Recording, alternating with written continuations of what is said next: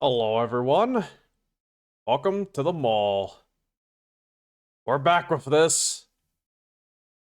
And, hello, Ed. I see you showed up, too. Yeah, we're back with the BattleTech Jade Falcon Sourcebook. So if you can see the glare from the, my Logitech light. Green Ostrich Bibble. Yeah, the Jade Turkey book. My camera's cattywampus. I think my camera's a little cattywampus. See if I can do that.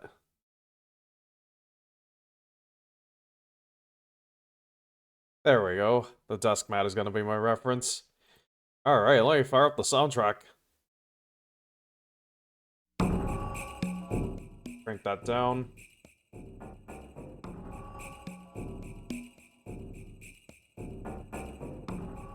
Authentic copy. Yeah, this is an actual vintage FASA book. You can see it's got the FASA logo on it. FASA Corporation 1992. This is legit. I mean, I'm making a short out of this, but like, oh wait, no, there's the zoom.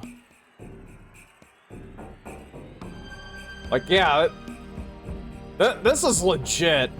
We've got mention of AOL in here. That's how old this is. So when we last left off, we had started on Operation Revival.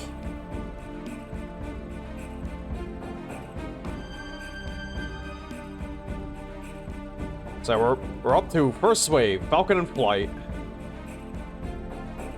It's like, yeah, the Falcons have conquered parts of the periphery, such as Von Strang's world. And yeah, we're on to the actual first wave of Operation Revival. Let me zoom this in for you.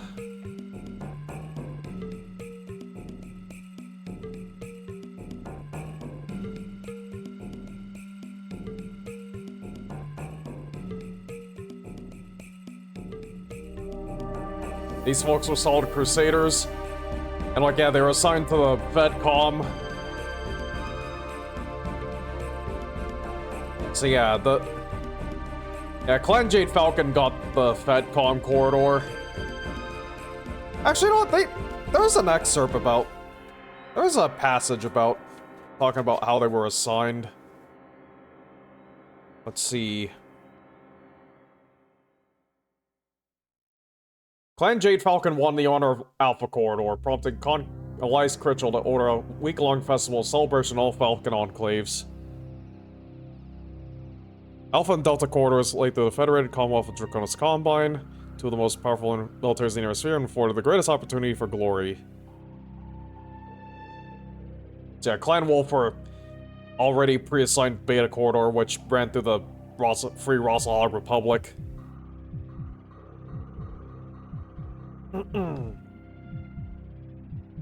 Oh boy. I'm going to be very gross sounding today. I'm probably gonna sneeze.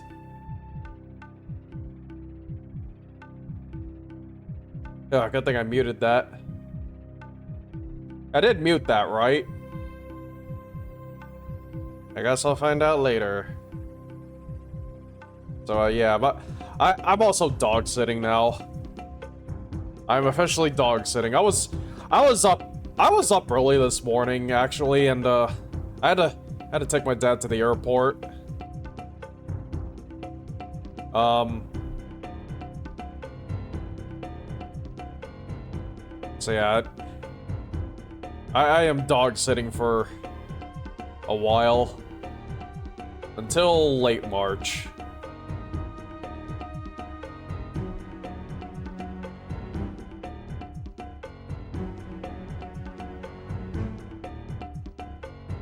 Let's see how the dog behaves. Also, I think I may have missed my chance to get some Girl Scout cookies. I don't know. I'll see if they're if they're back around later today.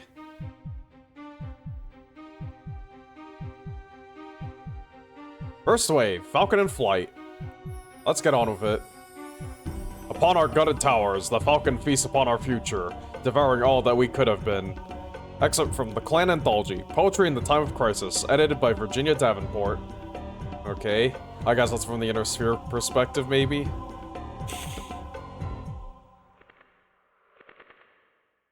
Clan Jade Falcon began their invasion of the Inner Sphere on the 20th of March 3050 by launching simultaneous attacks against 10 Federated Commonwealth worlds. Clan leaders intended to accomplish 2 goals in the first wave: to win and to completely demoralize the successor states with their skill, ferocity, and appearance. The Falcons went to great lengths to make their appearance as fearsome as possible.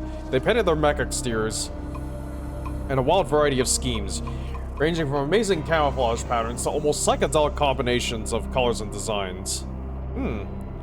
Elemental armor also received special attention, the Galaxy's Falcon emblem appearing on the helmet, shoulders, and back of most. Some commanders even attached synthetic feathers to their armor. Yep.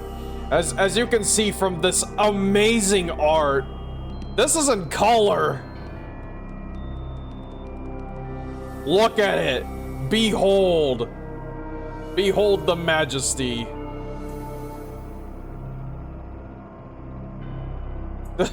They painted a falcon head on it. And, I should say, I think there's also a version of this artwork with the, there's also a version of this artwork, but it's like it's a wolf design instead. So yeah, this dude's... I guess this dude's some poor infantryman or whoever is being killed by this elemental. I assume that's what's supposed to be happening. But as Tex and company... But as Tex and George Ledoux pointed out when they were looking at old BattleTech art, when they were looking at an old, like, black and white version of this, it does kind of look like this dude's actually trapped inside this suit. He accidentally got inside the elemental suit. And he's being saunaed to death. Oop. And, please tell you there's a mention of a cartoon invasion of Somerset. Well, I think there is actually a character from... Well, who would be in the animated series? I think like Nikolai Malthus and Kirsten Redmond are mentioned in this book, but I'm not sure.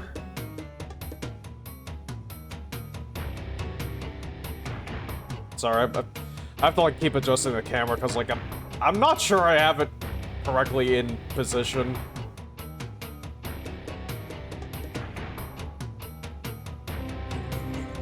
All the worlds attacked during the first wave of invasions experienced an almost identical chronology of events. Clan naval vessels, remarkably adept at evading the Inner Sphere's electronic tripwire systems, usually managed to approach the standard clan orbit, 0.75 IS standard, unchallenged. Then the clan commander would issue the patrol or challenge the oblivious defenders below. Well, I'm gonna adjust the...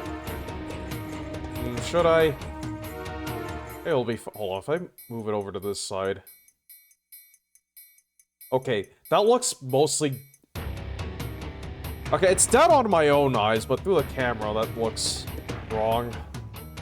Sorry, this is just bugging me so much today.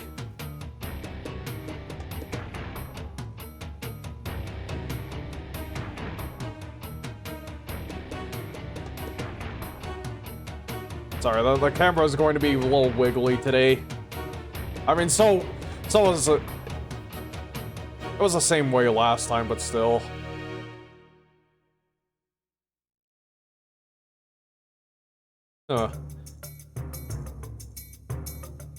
So I guess, like, yeah, the clanners managed to get even closer before getting detected. 0.75 IS standard. Each clan begins as a patrol with a sentence unique to their clan. The wolves declare, the wolves of Kerensky have claimed this world for their own. What tame dogs defend it? The Smoke Jaguar patrol begins. The Smoke Jaguar claims this world. Identify the forces that defend it, so that we, from the mists of space, may know on whom we pounce.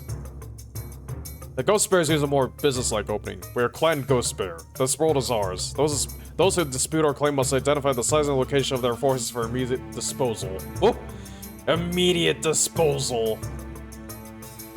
Clan Jade Falcon opens its challenge with, what forces dare defend this world from the steel talons of the Jade Falcon? Also, ignore what my hands are doing.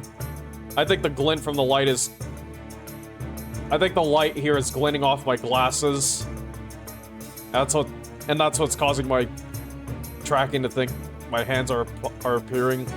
Wish we got these cults and clans. Yeah, that would have been nice, but I don't know, yeah. Hey, Linky! Sir, some reason it completely slipped by you that you were using the Red Alert 3 Uprising title in the thumbnails, which would now would explain why you kept getting dislikes on the VODs. The damage has been done. Is Uprising disliked or something? Or is it just like, well, you know, it's technically the wrong game. Anyways, hey Linky, how are you doing today? Did you get that space heater in finally? I think it was just being misleading, yeah. I don't know, man. When you're a tiny tuber, it's like, it's impossible to figure out what people like. It's impossible to figure out what people like and what they don't like. At least that's how I feel. Or last night won't get here till Saturday. Oy. Maybe a day sooner. Oh well, stay safe, man. Bundle up. Clan Jade Falcon opens its challenge with, what forces dare defend this world from the— oh wait, I just read that. Many worlds invaded by the Falcons during the first and subsequent waves, however, did not receive this courteous warning of their looming demise. Though technically a breach of clan etiquette, many Falcon commanders refused to issue the patrol to barbarians, and many defenders learned they were being invaded only by the sudden appearance of entry trails on their radar. Oh, how nice. As the defenders scrambled for their vehicles, they discovered the clan's devastating ability to drop mechs and dropships into landing zones too rugged and demanding for all but the most elite inner sphere units. Clan units usually chose drop zones well within the enemy's defensive perimeters, and the Falcons often landed so close to enemy positions that they opened fire on the defenders before hitting the ground. I guess that's kind of where the cartoon got, like, that thing from the opening from. Most clan attacks also succeeded because they were direct. Most clan attacks also succeeded because they were direct. Current inner sphere military tactics strike at a combination of targets using anything but a frontal assault. The clans, particularly the more conservative, such as Jade Falcon, attack with the exact opposite strategy. They reject any other tactic as freeborn deviousness. Their battle philosophy of dueling, even in large engagements, dictates a series of devastating direct attacks known as the Nathaculor, the strike of the unswervable sword. Nathaculor sounds like one of those scientific neologisms. You know, like the Thagomizer on dinosaurs, how that was named after a Far Side strip. That sounds like something like that. I wouldn't be surprised if maybe this is like a very secret reference to something. Vassal like to make little like jokes and Easter eggs during their existence. You know, it was like they teased like 2 mechs one time in an old source book, but one was named the Roadrunner and the other was named like the Devil, and they were references to Looney Tunes. I mean, heck, the name FASA Corporation technically stands for, like, Fredonian Aerospace Alliance or something like that. And, like, I think Fredonia was, like, yeah, that's a reference to duck soup or something like that.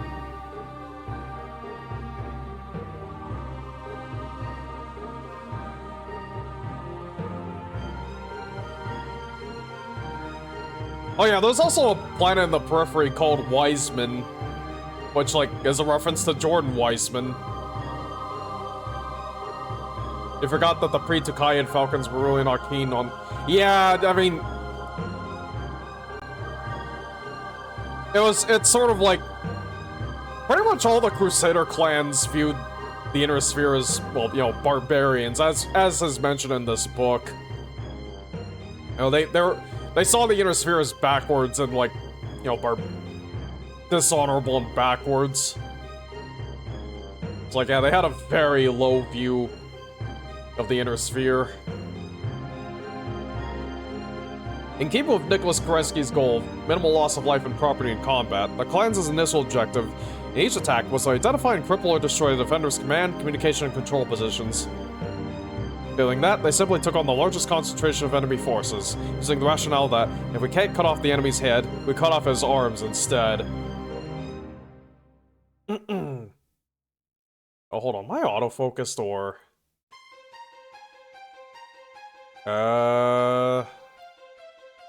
I'm manual focused. How do I turn... Well, I don't think I need...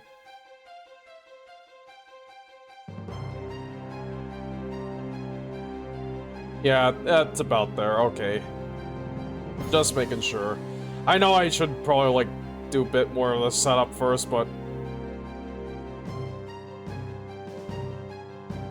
You know, you can tweak something 100 times, it'll still never be correct. But at Jade Falcon 2, the first wave brought unexpected glory and a few surprises. Though they possessed a fair amount of information about their opposition, based in large part on the reports of Wolf's Dragoons and other independent operatives, some information was simply unavailable. The Falcons knew that AFFC regimental combat teams protected certain worlds, including Barcelona, Here, and Troll 1, and would offer stiff resistance. And yes, there are literally systems in BattleTech named Here, Anywhere, and Nowhere. And I think they're all in the Lyran. I think they're all in the Lyran slice of the galaxy.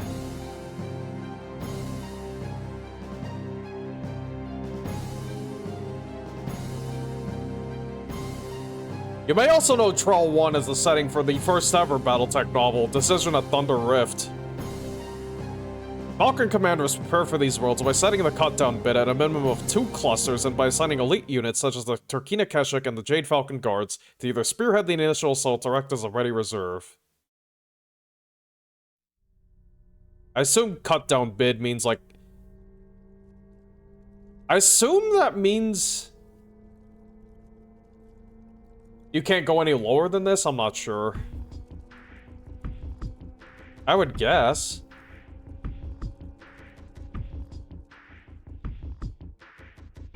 Even the worlds classified as lightly defended required more effort than expected to conquer, because the clans, particularly the Crusaders, consistently underestimated the skill and determination of local militias. They largely dismissed reports provided by Wolf's Dragoons as the lies of traitors, and ignored their own intelligence service operatives. These low estimates proved accurate in the Free Rasahog Republic, but disastrous in the Federated Commonwealth and Draconis Combine. The core of the Federated Commonwealth militia are mech companies,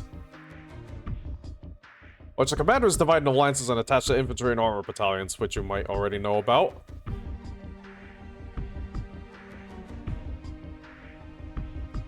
The alliances serve as the cornerstones of the defensive positions. Instead of rushing to meet the approaching Falcon mech stars, they waited for the mechanized units to slow the enemy advance. This tactic thoroughly confused the Falcons, who expected mechs to be at the forefront of every battle. They didn't know about combined arms.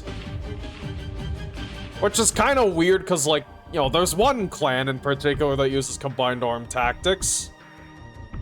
Hell's Horses. And they probably surely would have clashed with the Falcons at one point or another before the invasion.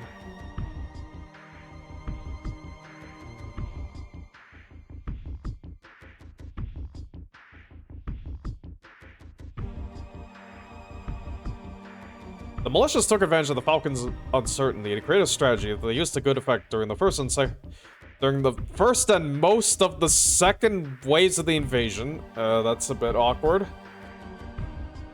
Conventional militia forces led by tanks and hovercraft contacted the advancing clan units. The Falcons would wade into the militia force, causing heavy damage, but before they could completely destroy the defenders, a lance of mechs would appear and challenge the clan pilots to a duel. Clan honor required that they break off their attack against the ground units and observe the rules of the patrol, the clan rights of honorable combat. The Falcons' strict adherence to clan law which included determining a circle of equals for a duel, gave the militia forces time to retreat. Once the conventional forces were safely away, the mechs retreated after loosing a single volley of firepower. Needless to say, the Falcons viewed this tactic with considerable disgust and anger. While the tactic called Falcon Foolin' never prevented the Falcons from taking what they wanted. Many soldiers survived that would otherwise have died.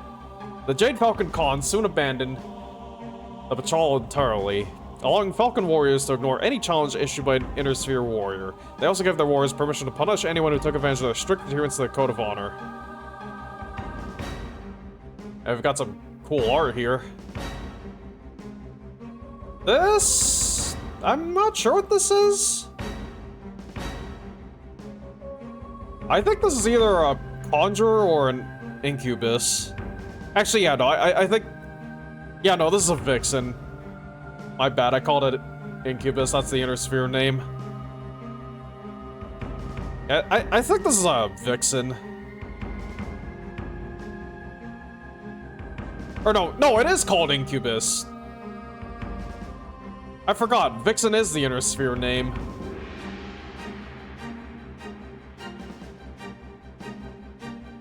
Anyways.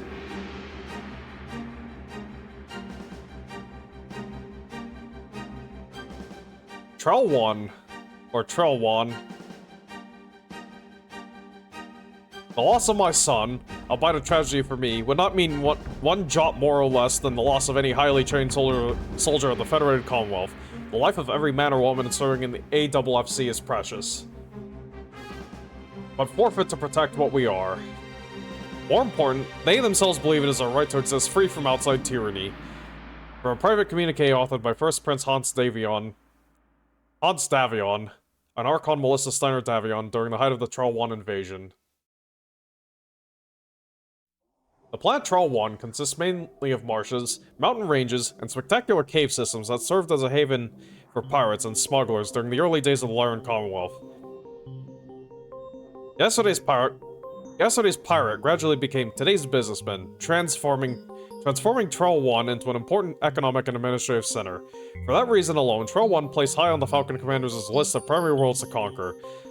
But the presence of a young battalion commander in the planet's defending 12th Donegal Guards, Victor Steiner Davion, heir to the Federated Commonwealth, turned Trelwan into a prize beyond all price. The 12th Donegal Guards RCT adopted and adapted the military doctrine of the new armed forces of the Federated Commonwealth when other Lyran units resisted, quickly molding themselves into a swift-moving unit,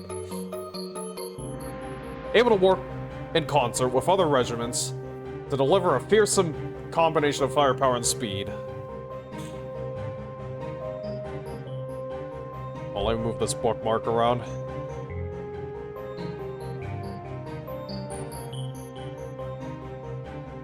Whoop. This was a marked contrast to the reputation of Lyran mech units as plotting metal that spurned any assistance from conventional units. Yeah. Yeah, that sounds like typical Steiner mech warrioring. Mech jockeying.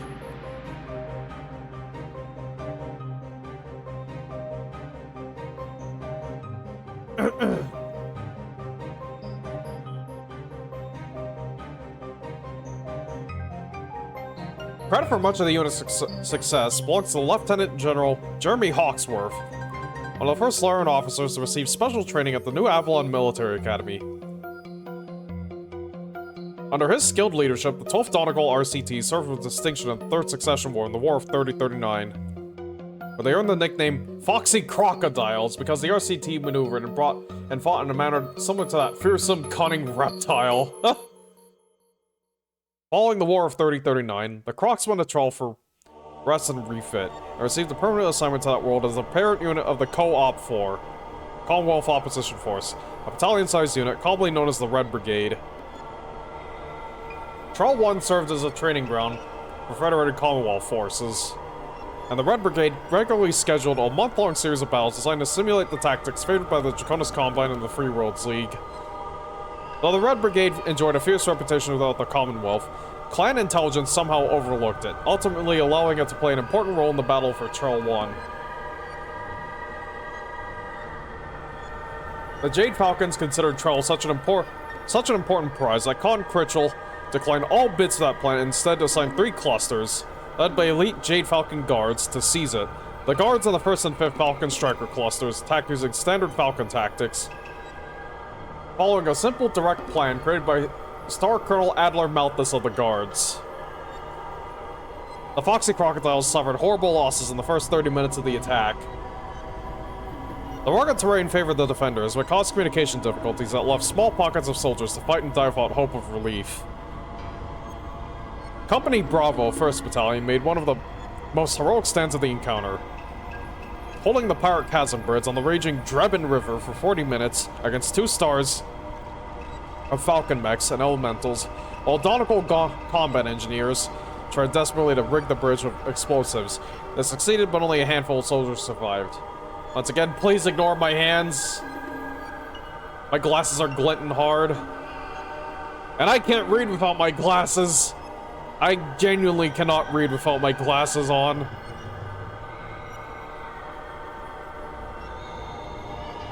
I can barely see without them on. I got Velma eyes. I got them Velma Dinkley eyes.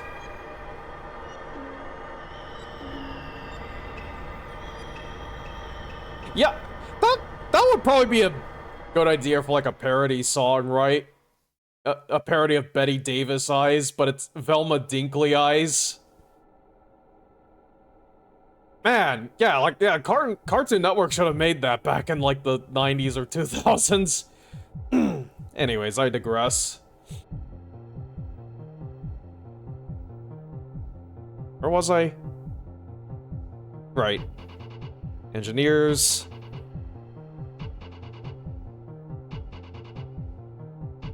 Lieutenant General Hawksworth quickly realized that the invaders were not interested in seizing Pirates' Paradise.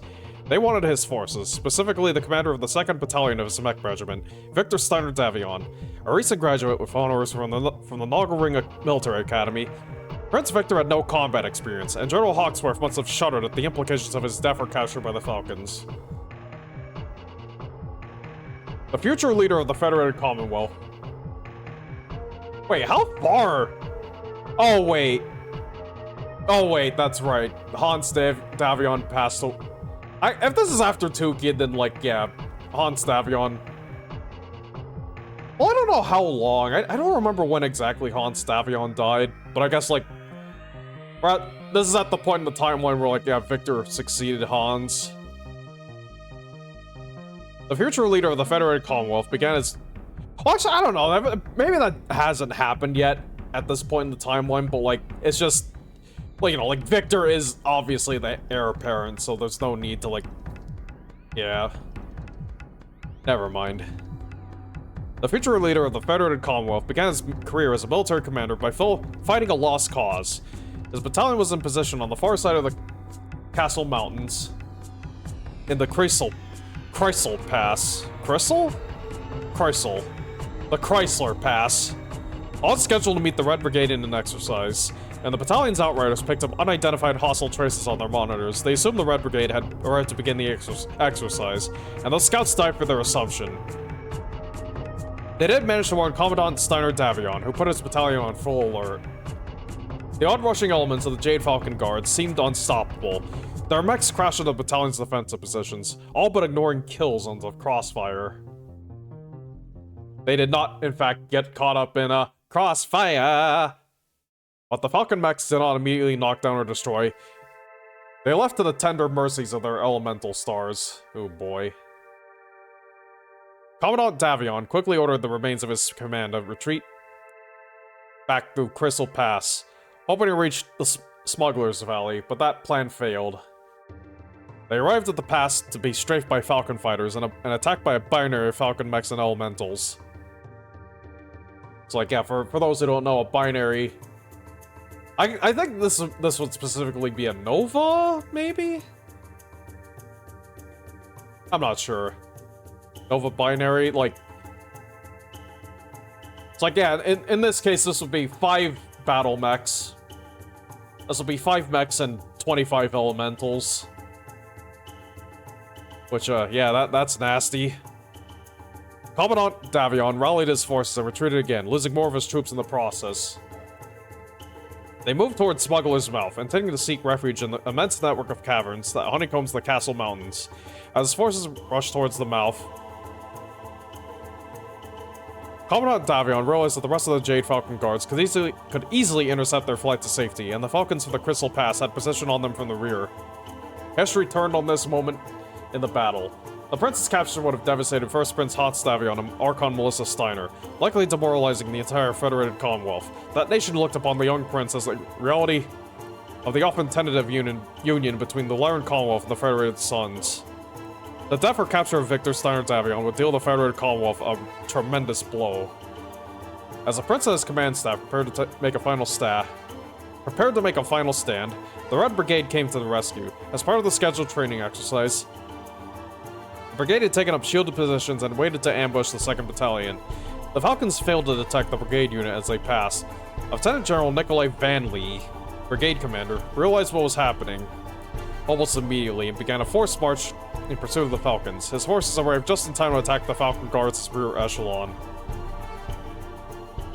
The rear assault forced the Jade Falcon Guards to turn and deal with the new threat, giving Commandant Davion and what remained of his battalion the opportunity to slip into the maze of caverns. Only a handful of mechs and soldiers from the Red Brigade made it into the caverns with the prince. The fight within the caverns deserves far more attention than I have space to describe it. The battalion survivors, under the daring leadership of the prince, managed to escape into Smuggler's Valley with few additional losses, leaving their pursuers behind in the caverns. The sacrifice of the Red Brigade and the prince's escape slowed the Falcons' attempt to encircle Smuggler's Paradise. Lieutenant General Hawksworth, his command of an entire RCT reduced to a handful of mechs and a few regiments of lesser forces, used one remaining advantage to send the prince to safety. His aerospace fighters still controlled the sky directly above the valley. As he watched the dropship carry the unwilling prince and his aide away from the planet, Lieutenant General Hawksworth was heard to mumble, "There goes the last best chance of the Federated Commonwealth. He'll give the hard road we're about to walk down some meaning." Yeah, so supposedly, yeah, General Hawksworth had... He made Victor Steiner Davion leave. Victor didn't want to leave. He wanted to have a last stand, but like, instead, Galen Cox had to walk up, punch him in the gut to knock him out, and then drag him off.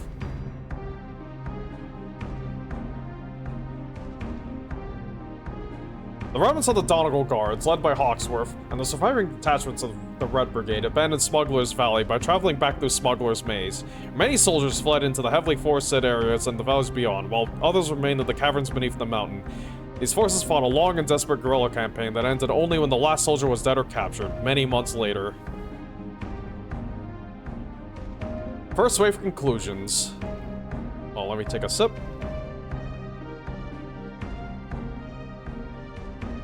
I should probably get some tea later.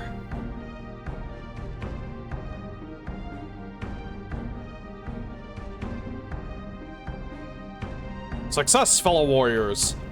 And with it, undreamed of riches and wonders. We are truly blessed to have lived to see this day. Comment by Anonymous Falcon Warrior. For Clan Jade Falcon, the first wave of the invasion produced unhoped for rewards.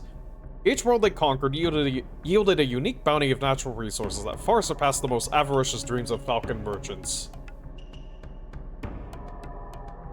So yeah, last time we read that actually left a lot of empty space on their jump ships coming in, because they expected to just loot the inner sphere as they went. And I guess they did get some of that. While the Falcon Warriors appreciated the economic potential their conquest represented, they also fell victim to a condition their scientists named Conqueror's Euphoria. Is this like affluenza? For most, the euphoria manifested in almost childlike gawking reverence for what they had been destroying just hours before in pursuit of victory. The euphoria made others far from reverential, and they took gross liberties with the conquered people and property. Conqueror's euphoria so consumed the Jade Falcon Warriors that most forgot the real difficulties of the conquest. The inner sphere defenders, from the frontline mech regiments to the rear echelon soldiers, fought with more skill and courage than any clan expected. and their resistance continued past the destruction of the last mech. The inhabitants of the occupied world simply ended one phase of defiance began another. Militia unit commanders realized just how far the Falcons outmatched their forces in open combat and compensated with non-conventional actions, aka 4th generation warfare, or asymmetric warfare. If we can't push the damned defenders off our rock, if we can't push the damned invaders off our rock, then we'll sure as hell make life damn miserable for the SOBs. Neatly summed up the defenders' new strategy. Federated Commonwealth militias abandoned organized resistance and melted into the untamed wilderness, leaving Falcon officers crowing in victory. Pun not intended, maybe? Only a few more thoughtful Falcon commanders were uneasy at this sudden capitulation. The Ilkon's call for an accurate exchange of information at the end of the first wave was forgotten. Balloon reports, flexible facts stretched around a lot of hot air, replaced battle reports, and in the end, only Clan Wolf and Clan Ghostbear produced truthful accounts of their conquests. Yeah, I guess Clan Wolf, because it's like, because like for Clan Wolf, they took the invasion pretty seriously. B, they were doing relatively pretty well, and they had little incentive to like embellish the truth. And I guess for Clan Ghostbear, it's just not in their attitude to lie. Like they I don't know, they're just Clan Ghostbear, you know, they do kind of have the vibe before it's like they will just tell it to you straight. They don't lie, they don't make metaphor. Like I guess it's a bit like Rogel Dorn from TTS.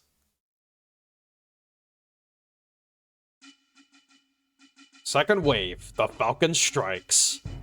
Some say that we should be more cautious in our advance, that the warriors of the Inner Sphere are valiant and dangerous opponents, but we are the clans. We shall triumph in the name of the Star League. Caution, let us throw caution to the wolves. Star Admiral Adrian Malthus.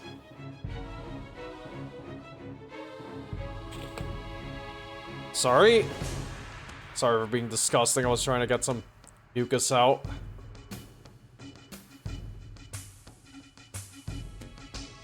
My passages are clogged with nanomachines. The skills and determination of many Federated Commonwealth defenders shocked the Clan Jade Falcon cluster commanders, Cons Timur Malthus and Elias Critchell, along with most of the Falcon High Command, credited the Inner Sphere's performance to luck. Oh, yeah, sure. Even so, the Falcons created a few contingency plans to cover emergencies. They formed the best freeborn clusters into a rapid deployment reserve force that would respond ruthlessly to continued resistance or guerrilla activity on conquered worlds. They set up a system of convoys between the Inner Sphere and clan space to ensure an uninterrupted flow of supplies and materiel, though a far less extensive system than Clan Wolf's. Finally, the Emerald Talon Naval Assault Star waited in reserve to deliver the ultimate retaliation of planetary destruction if needed. Oh, fun. Oh, yay. The second wave of the invasion began on schedule in May 3050. This time, the Falcons targeted 12 worlds, more than the numbers Clan Wolf and Ghostbear planned to assault, but fewer than what Clan Smoke Jaguar intended to conquer. The minimal opposition Clan Jade Falcon met in the second wave of attacks put to rest its commanders' fears of unexpected resistance.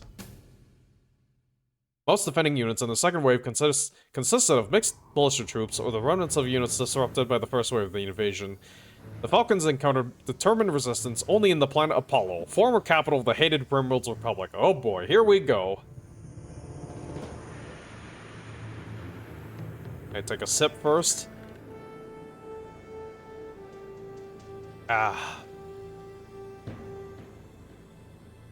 Apollo. Only Kantari's 4 exceeds the world of Apollo in the annals of infamy. Apollo once served as the capital of the Grimworld's Republic and the homeworld of House Amaris.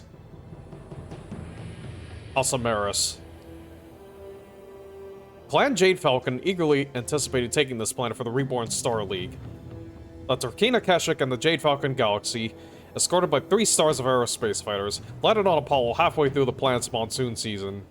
Monsoon season! Yeah, we're past our monsoon season in meat space, unfortunately. I don't know. Yeah, this winter's just been too warm. Anyways, I digress. The weather prevented the Jade Falcon Omni fighters from effectively supporting the ground forces. Both Falcon forces met with heavy resistance from the Apollo Militia and the 2nd Gravewalkers, a mercenary unit of some repute. The Jade Falcon Galaxy made quick initial progress, but the fierce resistance put up by the 2nd Gravewalkers was compounded by the bad weather.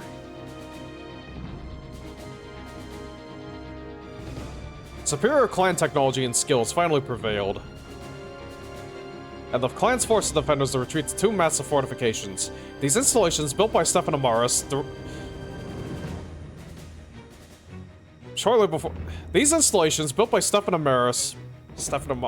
I cannot decide on how to pronounce that. These installations, built by Stefan Amaris shortly before the Civil War he began by usurping First Lord Richard Cameron, were patterned on the castle's burn and the Terran hegemony. Several stars of elementals managed to take one fort by entering through a forgotten secret bolt hole they discovered on building plans stored in their pre-Exodus records. The other forges proved more difficult to penetrate. The defenders repelled repeated assaults. Even aerospace fighter attacks failed to inflict much damage, blocked by the weather and the massive concrete emplacements protecting the fort's weapons. Khans Malthus and Critchell saw their chances of success diminishing with each passing day, and Khan Malthus finally ordered the 305th Assault Cluster to outfit their Omnimex with Aeroform missile artillery units that reduced the fortress to rubble. The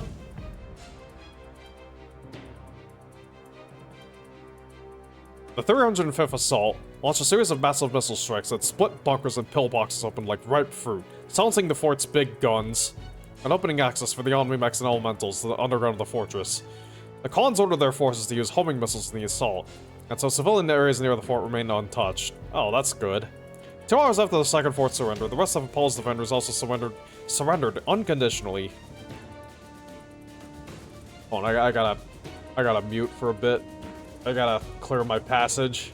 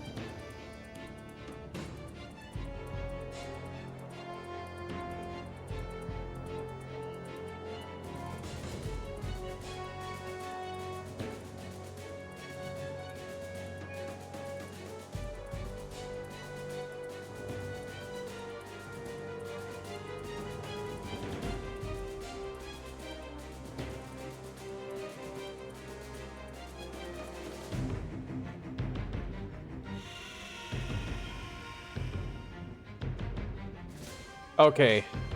I might be more phlegmy sounding, but at least I'm probably not gonna have anything dripping out.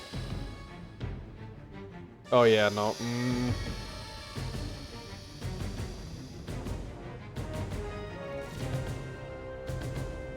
Man, that's so screwed up. I blow my nose and it's harder for me to breathe. Resistance during the 2nd wave was light for the Falcons because Hans Davion and Melissa Steiner Davion had reluctantly decided not to reinforce the defenses of those worlds under attack. Even though this decision pained them, they realized that sending men in force against the clans before learning how to match their strength was no better than asking their soldiers to commit suicide.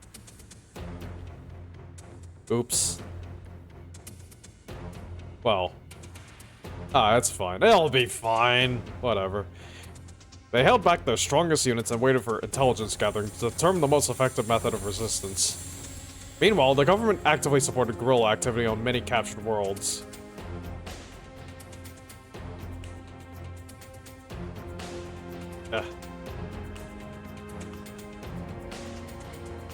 Here we go.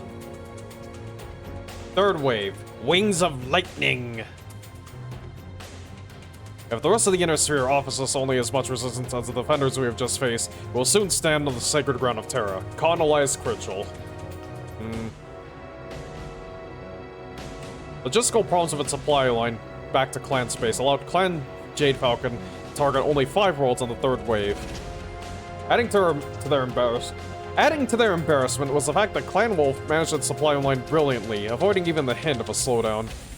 Insurrections on several Falcon-conquered worlds forced the Jade Falcon Cons to bring provisional garrison clusters forward from the Clan homeworlds. And yeah, provisional garrison clusters are like... These are like second-line forces, I think. Yeah, no, these are all like second-line forces, which like... Oops. I think these all would have been equipped with like standard battle mechs and not Omni mechs. I think? I could be wrong. Oh, excuse me.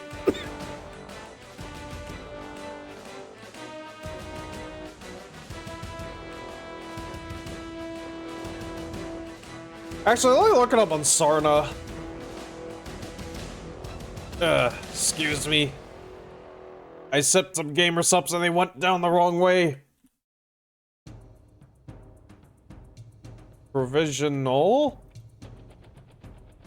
Oh, crap.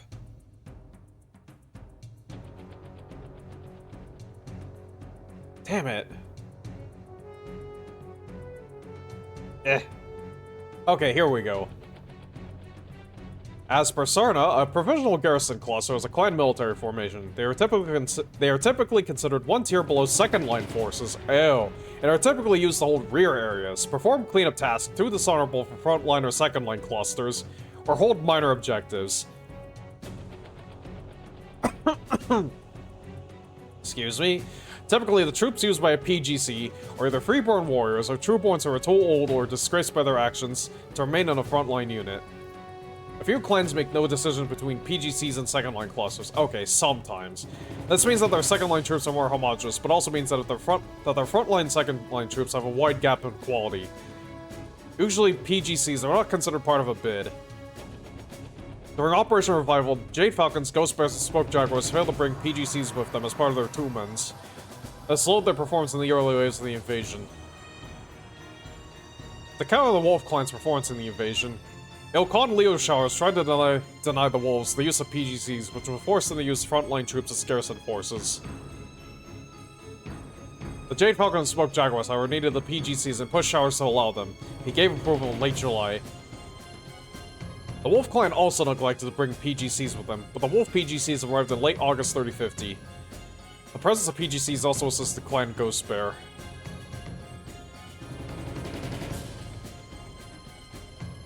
The PGCs that were called for to secure their captured inner sphere planets often faced resistance movements. How the PGCs dealt with these resistance forces varied by clan. Some PGCs actually negotiated ceasefire agreements with the resistance. Huh. Among Clan Goliath Scorpion, after their abjuration from the clan homeworlds and their conquest of the Castilian and Hansa worlds, the newly formed garrison caste would form the bulk of their forces in their provisional garrison clusters. Okay.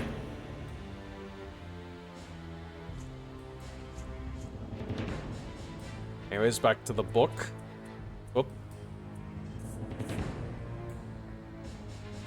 So yeah, the Falcons had to bring their third-line troops forward.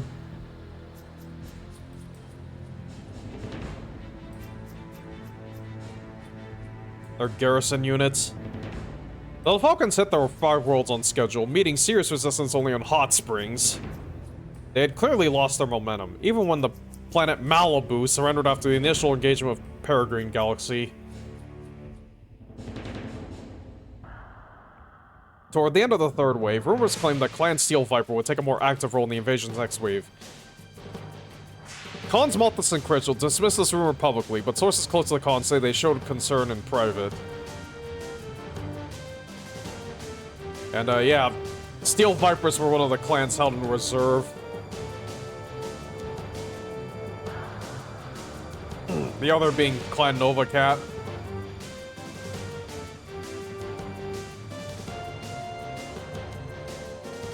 Hot Springs. Clan Jade Falcon targeted the world of Hot Springs, noted for the rich mineral water that had made it a well-known tourist attraction across the inner sphere. So yeah, an entire planet of hot springs, hence the name. For a reason only recently made known, the founder of the von Jankmon blood name was also born on that planet. What reason would that be? Many members of that blood name held powerful positions in the clan Tumen, and convinced Confidential that Hot Springs to the invasion list. The green troops of the Hot Springs TMM. I assume that's... Oh, Theater March Militia. Right, that's what TMM means. The green troops of the Hot Springs TMMs sent their entire aerospace company to oppose the Jade Falcon landing. This proved the militia's undoing, as the von Jankmon line historically produced almost as many fearsome fighter pilots as the Malthus line. The militia's pilots managed to shoot down only one Jade Falcon fighter at the cost of their entire force. Jesus. Excuse me. With the threat of further aerospace attacks neutralized, the all-new mechs of Turkina Kashuk advanced steadily from the spaceport. Swatting aside the few conventional fighters and VTOLs that attempted to block their progress. 1 second, I still gotta cough out.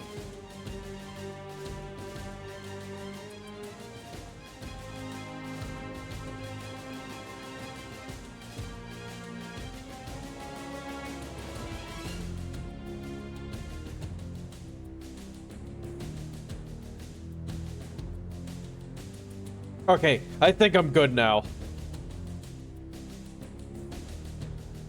Yeah, I don't know if von Jankmon is still canon, but...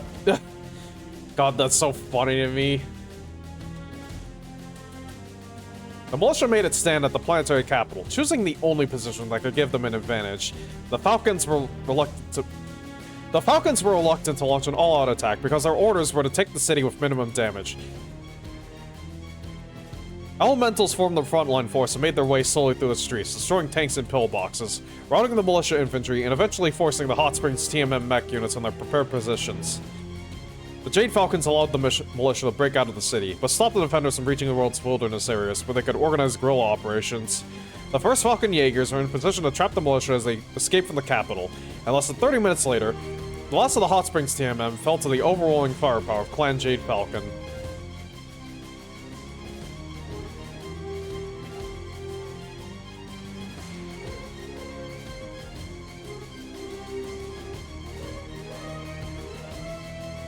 And here we've got a cool-ass art of an elemental. I don't know if this is supposed to be in Hot Springs. Yeah, this is like the OG elemental design. And I have no idea what's supposed to be going on in the rest of this image. I guess this is supposed to like... Yeah, but this is like a... There's like some sandbag positions that... Yeah, I guess these are like sandbag positions that just got bombed out or whatever. Like a smoking... Some sort of mounted gun that's now smoking.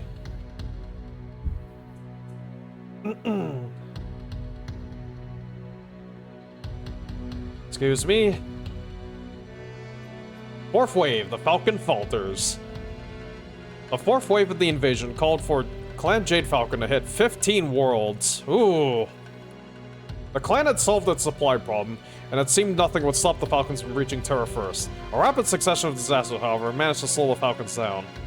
Initially, the Falcon attacks came off as scheduled, their troops mauling many AFFC units so badly that they had to be disbanded. The Falcons' first major setback came on the planet Twycross. Oh, here we go! The Falcon Guards, their departure from that world delayed by bad weather, discovered a Federated Commonwealth counterattack in progress. The 10th Lyran Guards RCT, the 9th Federated Commonwealth RCT, and both regiments of the Calhounds landed on Twycross and immediately came under pressure from the Falcon Guards and elements of the Jade Eerie cluster. The clan's advantage was short-lived, and ended when Kai Alard Liao led the Falcon Guards into a trap. Most of the Falcon Guards died in the resulting devastation, including their commander, Stark Colonel Adler Malthus. The few survivors managed to withdraw. So like, yeah, as detailed in the Tax Talks BattleTech video about Twycross, Kai Alard Liao intentionally detonated his Hatchet Man's reactor, which managed to cause the already prepared plastic explosives. Okay, so like what happened was Kyle Lord Leo managed to like hold off the Falcon Guards in a canyon pass by challenging Adler Malthus to a duel. Before he was about to lose the duel, Kyle Lord Leo ejected the head of his hatchet man after it caused his hatchet man's reactor to like blow out. And yeah, the explosion of the reactor managed to cause a series of prepared explosives to explode and bury the Falcon Guards in rock. The explosives were prepared beforehand, but like they were supposed to have been blown already, but like, you know, the Falcon Elementals had killed the combat engineers who put the explosives there. And hey there, Ed, yeah, we've made it to the 4th wave of the Falcon invasion, and yeah, we're reading through Twycross now.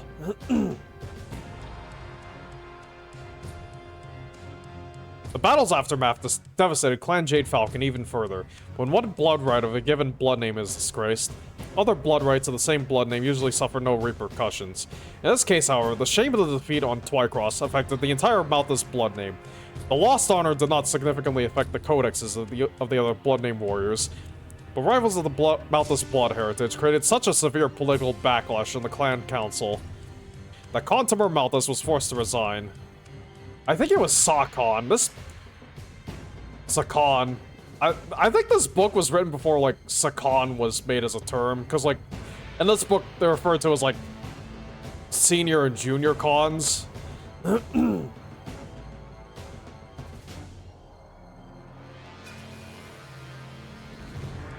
same political maneuvering sent most of the Malthus blood name warriors back to clan space, with strict orders to avoid causing further disgrace to their clan. Of course, members of the Malthus blood heritage viewed this dismissal as nothing more than an opportunity for their rivals to garner more glory. Con Elias Critchell chose Vander von Chistu as Junior Con. Yep, again, Junior Con, not Sakon.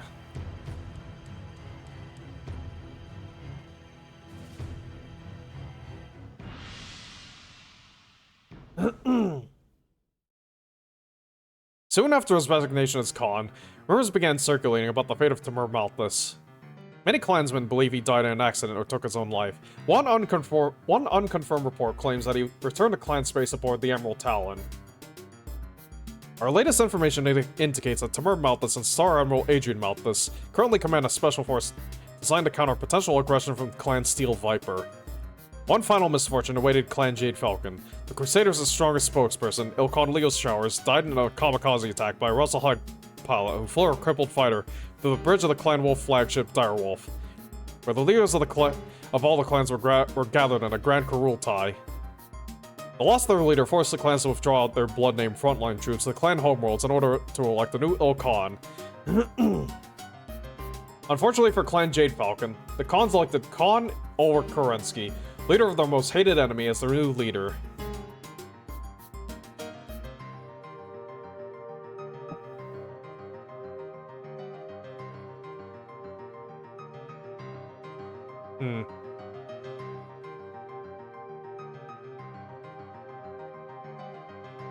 Oh, 1 second, I think I gotta fix my headphones. I think I gotta fix my headphones real quick.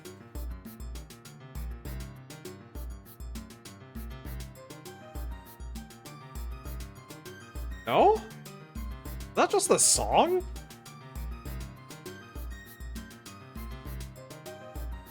Let me see if I can find the audio port.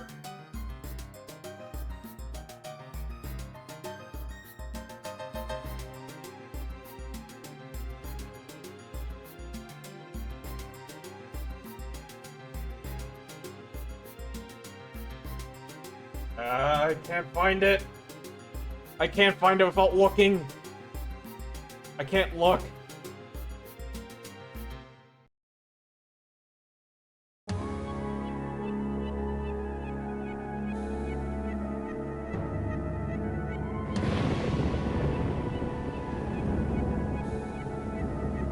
that not it? Okay, never mind. I think my headphones are fine. I think it was just that song. I wouldn't know. I can't see the... Yeah, okay. I can't see it from there. The meter. The volume meter is too far apart from my microphone's volume meter. Whatever. Sorry about that. Year of Peace. The Falcon rests. Following Ilkhan Leo Showers' death aboard the Direwolf, the Blood-Named Warriors and the frontline units returned to Stronamekti to convene the Grand Council and elect a new Ilkhan. But before the main business of the Clan Council could begin, Khan Lincolnosis, a Smoke Jaguar, introduced the motion to strip Khan Ulk Kerensky of his rank because he blamed Khan Ulk for Leo Showers' death.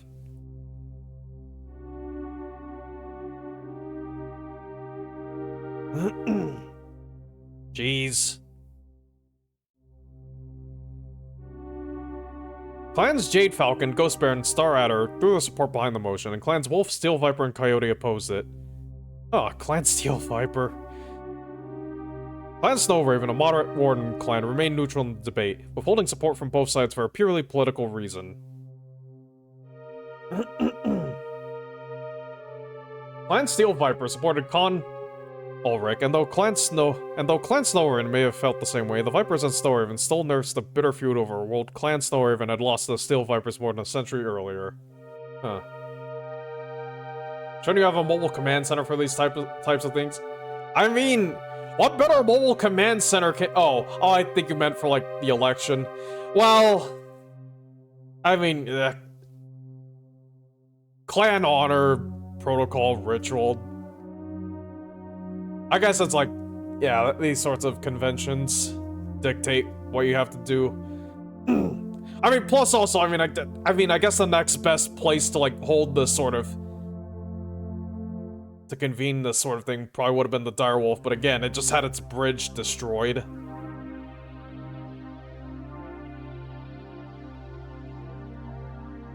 You had to sit down with him on that, his brain exploded on the absurd— I mean, yeah, I don't know. I guess the next best alternative would have been to find a planet they'd already conquered. I like meet there, but I guess I couldn't decide.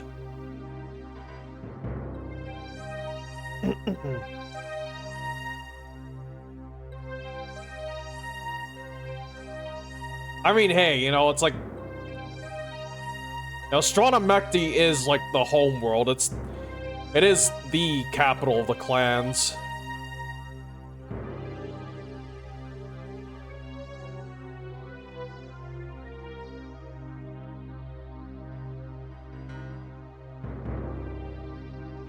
Anyways, what?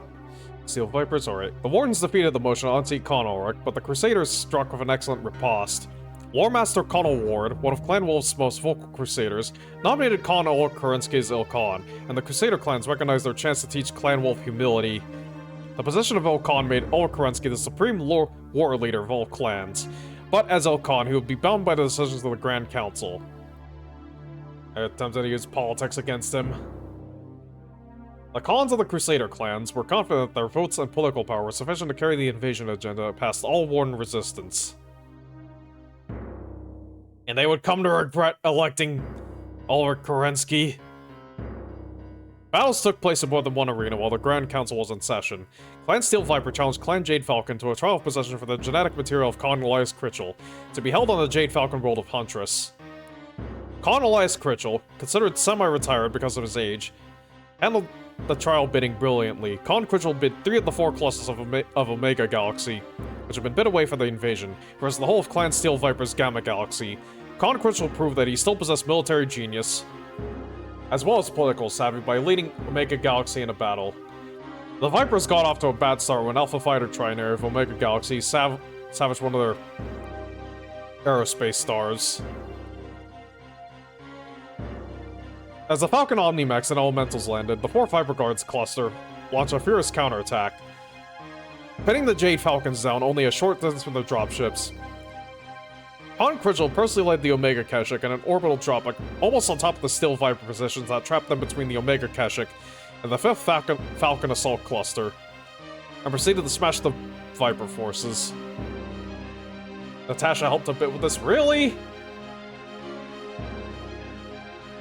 Oh, are you talking about Ulrich's tenure as Ilkhan.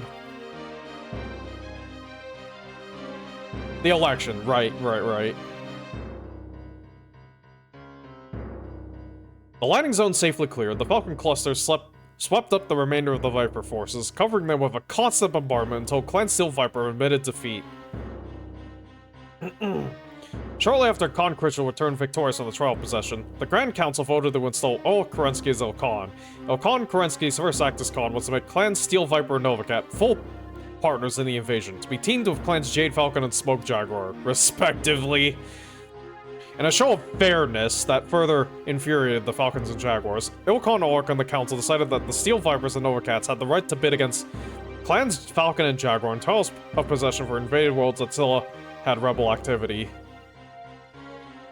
So, like, yeah, one of Ilkhan Kerensky's first acts was to allow inter-clan patrols during the invasion, which had previously been forbidden. Or at least that's how Ghost Bear Flashstorm put it. I don't know if that's how it actually was. Or it was just simply like, yeah, the Steel Vipers and the Novacats were given full authority to fuck with the Falcons and the Jaguars.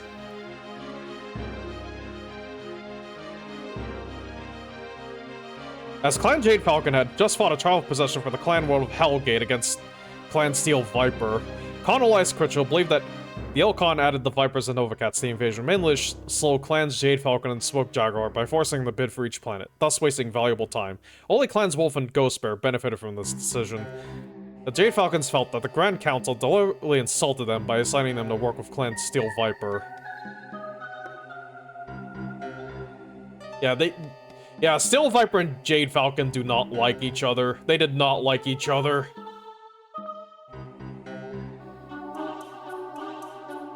Khans Critchell and Chistu of Clan Jade Falcon used the hiatus from the invasion to reform the Falcon Guards. The Khans needed a Falcon Guards class in the Clan Tumen, but the Dishonor Adler Malthus brought the Guards at Twycross, now made that unit the least desirable assignment in the whole clan. Khan Vander von Chistu solved the problem by assigning command of the cluster to Star Colonel Aidan Pride.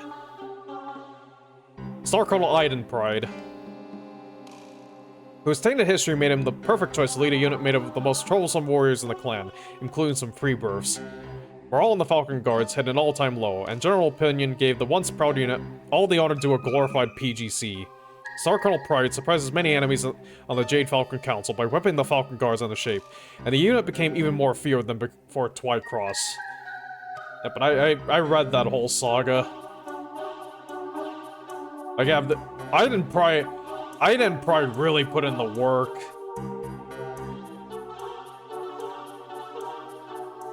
The Jade Falcon Khans took advantage of the break in the invasion to make arrangements regarding other matters of concern. Aware that they would soon share their inner sphere conquest with Clan Steel Viper, Khan Critchell assigned the Emerald Talon Naval Assault Star to perform what amounted to patrol duty in clan space. Attached to two galaxies, the combined units known as Turkinus Talons provided a rapid deployment force designed to counter any Viper aggression against wholly or jointly Falcon-held worlds. Khan Critchell believed the two uncommitted frontline galaxies would give the Falcons an edge in any trials of possession against Clan Steel Viper. As an added precaution, he made friendly overtures of territory and genetic material to Khan Lyn McKenna of Clan Snowraven. So, yeah. Remember James McKenna from the early Terran hegemony?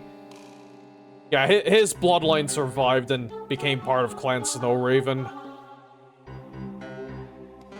But, you know, it's kind of funny to me that it's like...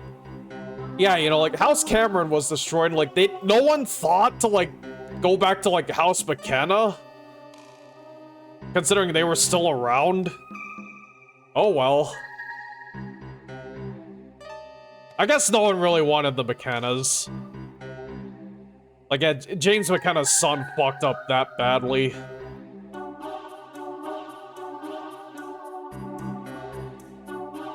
But I digress.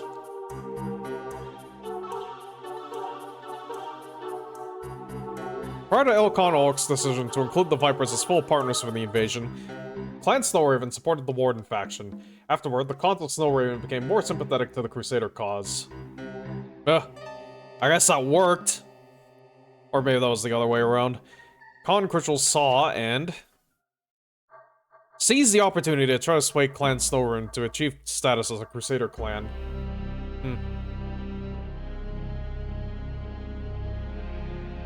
Their full support would increase the Crusaders' power in the Grand Council and gain Clan Jade Falcon a powerful ally against Clan Steel Viper.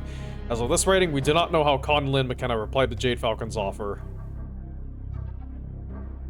Yeah, and this is probably also why Clan Snowraven eventually came to the Inner Sphere and ended up later uniting with the Outworlds Alliance, but that's way in the future. Fifth Wave, the Falcon and the Viper. When the clans resumed hostilities against the Inner Sphere in November 3051, Clan Jade Falcon controlled several worlds jointly with Clan Steel Viper. The Steel Vipers bid against Jade Falcon for invasion rights in the Fifth Wave, and, as a result, Clan Jade Falcon ceded 3 worlds outright and fought trials of possession for the remaining 4. The Jade Falcons won only 2 of these trials, blaming their defeats on the fierce fighting and heavy casualties the clan endured in the first year of the invasion. While the Viper classes were virtually untouched by the fatigue of fighting the Inner Sphere. The debacle at Twycross deprived the Jade Falcons of some of their best fighter pilots and mech warriors, making victory even more difficult to achieve. Clan Jade Falcon only attacked 2 of the 7 worlds originally targeted for the Fifth Wave, further fanning the flames of hatred for both Clan Steel Viper and Ilkhan Olkoretsky.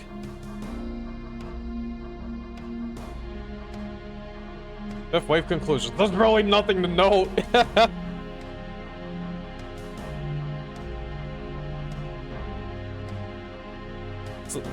We're not noting any planets, I guess.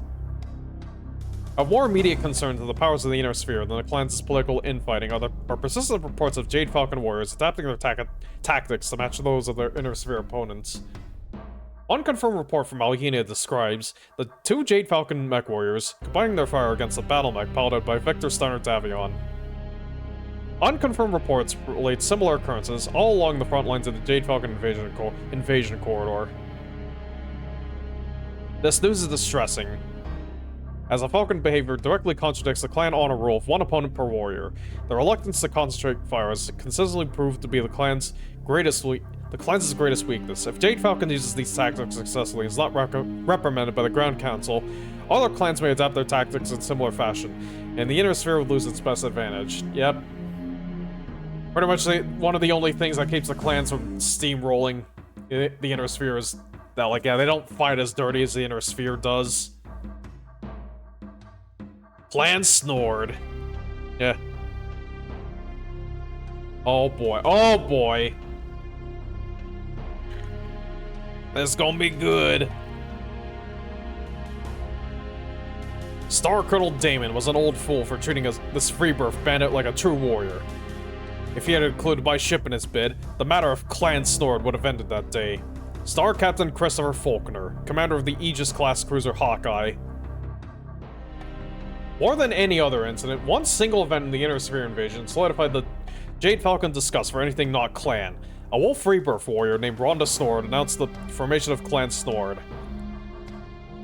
So yeah, Rhonda Snord is the daughter of Cranston Snord, who was, one of the original members of Wolf's Dragoons. For those who don't know, so between the Wolf's Dragoon's arrival and the beginning of the clan invasion, Cranston Snord and Jaime Wolf had a public falling out. But this was secretly Jaime Wolf's permission for Cranston to form his own unit, Snord's Irregulars. Snord's Irregulars were a mercenary unit famous for focusing on treasure hunting. They would go so far as to abandon objectives in the middle of battle just to look for hidden treasures. This usually resulted in them looking for, like, rare artworks or other kind of esoteric stuff. But this was secretly a cover for Snord's Irregulars to look for Starly Garatak and such. And yes, they did look for museum relics and the like.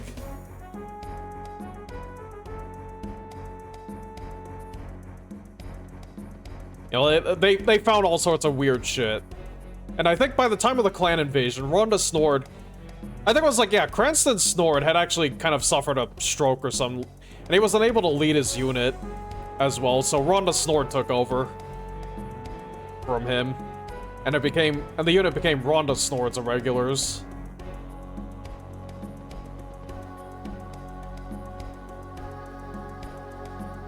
Well, yeah, I assume Snort's Irregulars, they weren't just looking for, like, military. They weren't just looking for caches of military tech. They were looking for, like, information and such, archives. You know, not just equipment, not just material.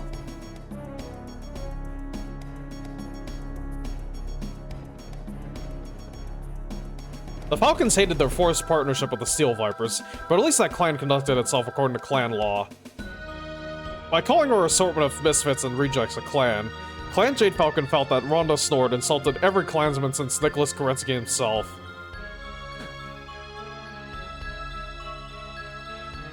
Okay, yeah, that's what they were called, Rhonda's Irregulars.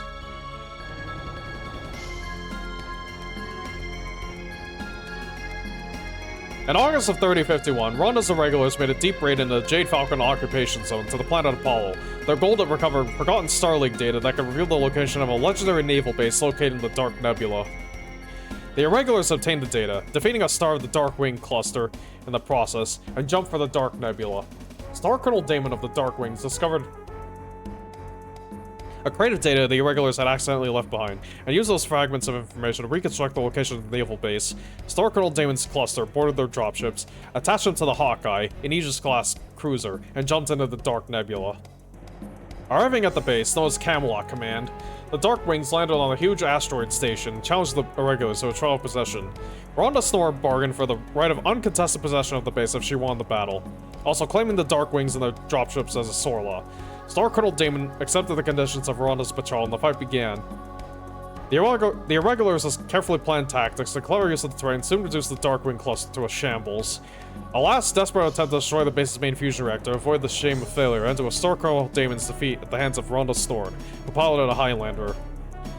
And yeah, Rhonda Snort piloted a pink Highlander with loudspeakers attached to it that she blasted heavy metal from, hence the name Heavy Metal. Captain of the Hawkeye, angered because clan law forbade him to intervene and blast the bandits off the base, jumped back to Apollo and informed the cons of Clan Jade Falcon via HPG transmission that the bandit cast now possessed the warship construction facility. I guess it's kind of funny they're considered part of the bandit cast. Con Critchell knew that even with the Federated Commonwealth's help, at least 15 years would pass before the base began constructing ships. The insult to clan honor caused him to more concern than the loss of the base, which would be the goal of trials of possession for years to come. And though the hated Steel Vipers could also bid in those trials, Con Critchell believed that Clan Jade Falcon would have the final victory. Didn't really know about Clan Snort. I guess I was pretty short-lived. And yeah, I think the Dark Nebula thing, they kind of loosely adapted that for the cartoon. Loosely.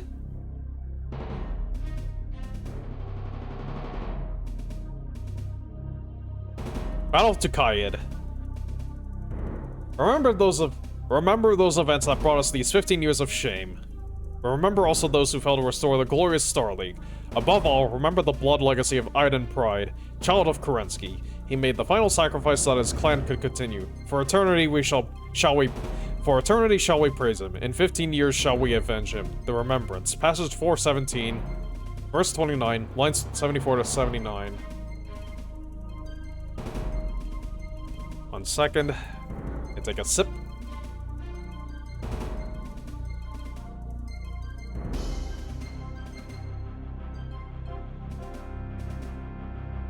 Ilkhan Kerensky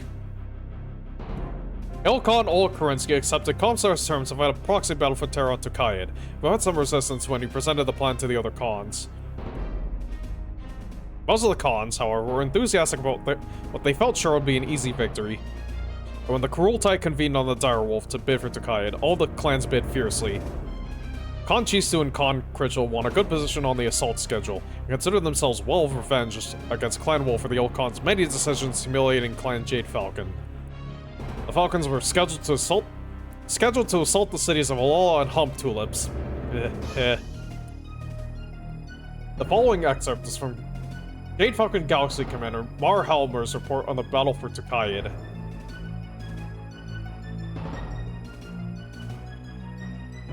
Here we go. Icons. This is my report. Gamma, Delta, and Val Galaxy dropships entered the atmosphere of Tukayyid without incident and landed unopposed on the Presno Plain. Star Colonel Iden Pride led the Falcon Guards to cover the right flank of our advance. The 2nd Falcon Jaegers of Delta Galaxy covered the left flank, and the 1st Falcon Jaegers and 12 Falcon Regulars attempted to seize Robbins Crossing and Plow Bridge, the 2 vital spans crossing the Presno River. The 1st Falcon Jaegers encountered a series of heavily fortified positions 2 kilometers out from Robbins Crossing. Star Colonel Rard Hoyt, that's a name, sent his cluster's faster mechs out to Enfilade, the Comm Guards' 403rd Division, while his heavy Omni-mechs launched a direct attack on the enemy positions. The battle was long and fierce, but the 403rd held its positions, even in the face of fighter strafing and Aero-4 bombardment. I actually think that's written Aero-4 with a Roman numeral. Roman numeral? No, not a Roman numeral, without the Roman numeral. Have a dash and a regular numeral.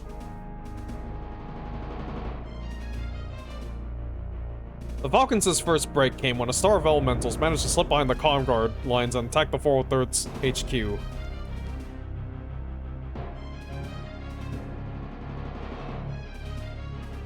This headhunter attack killed Pre-Senator Robert Magatter?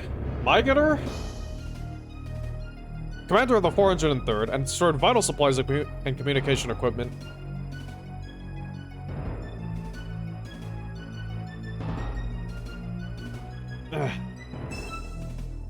The Comm Guard troops broke along the Jade Falcon Galaxy to penetrate their lines and annihilate more than 70% of the 403rd Division.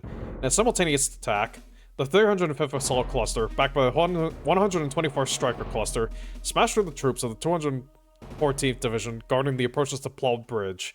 The 214th broke and scattered under heavy Jade Falcon fire. Meanwhile, Star Colonel Senza Oriega began her assault on the Robbins Crossing bridge approaches. The Comm Guard's 388th Division, the White Banshees, dropped back to pick up the remnants of 403rd Division. An occupied preset artillery and heavy concrete emplacements for tanks and infantry, and the 12 Falcon Regulars can make no headway against this determined defense. Star Colonel Iden Pride of the Falcon Guards broke the stalemate by leading several stars of jump-capable Omni-mechs and Elementals on an unexpected flanking attack. Yeah, I think this was like... in the novels, in the Legend of the Jade Phoenix novels. God, yeah, what was the fucking name of it? It was like Falcon Guard or something? Like the book actually detailing Iden Pride's exploits during Tukayyid. I think this was when, like, he actually had, like, several mechs, like, dive into, like the river rapids to form, like, lily pads for his mechs and elementals to jump across. Or something insane like that. It was crazy. And, like, yeah, Iden Pride had a Timberwolf refitted with jump jets. It's a canon variant, in fact.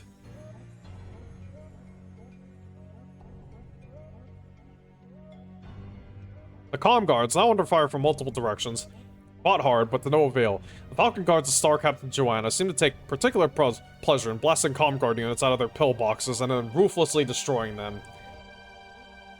20 minutes after the tide of the battle turned, Clan Jade Falcon controlled Robbins Crossing. With the 124th Striker Cluster and 305th Assault Cluster in command of Plow Bridge, Clan Jade Falcon prepared to cross the Presno River.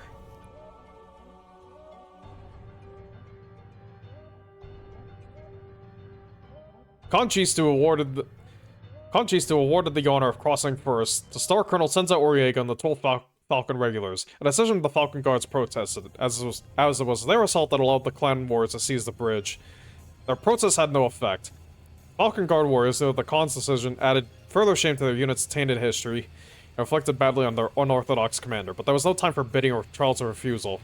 Clans Wolf and Ghost Bear were already making rapid advances in their operational areas.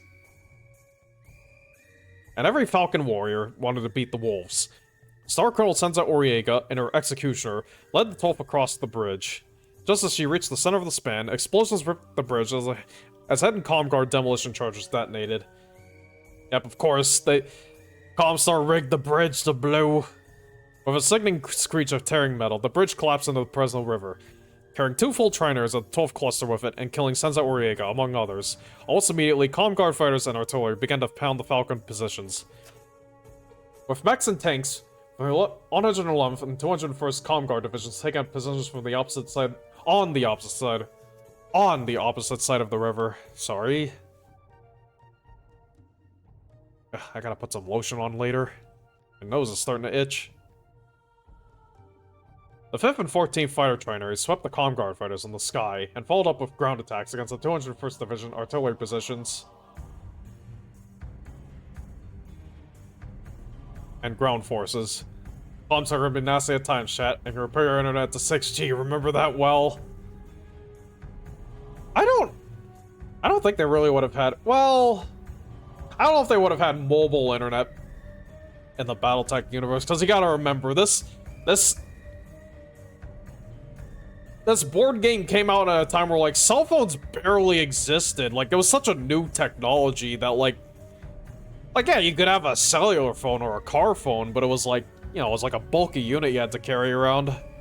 Or, well, you know, like, cell phones were like these big, bulky units, like, you know, bigger than a typical radio. Maybe not as big as, like, a boom box, but still. You know, it's like it's a handle, and you gotta pull the headset from the unit. Yeah, by the time this book came out, cell phones were still relatively pretty new. Even then. I think, like, the hottest tech item back in, like, 92 would have been, like, you know, a PDA, maybe? Apple Newton, maybe? You know, it was that period of time where it was, like... Yeah, you know, they were still putting out these, like, little, like, electronic pocket dictionaries and, like, memo things.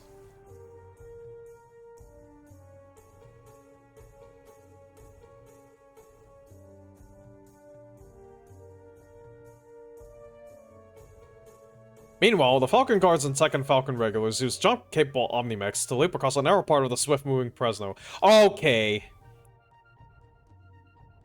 I think that's what I was talking about, that crazy, like, river crossing Iden Pride did.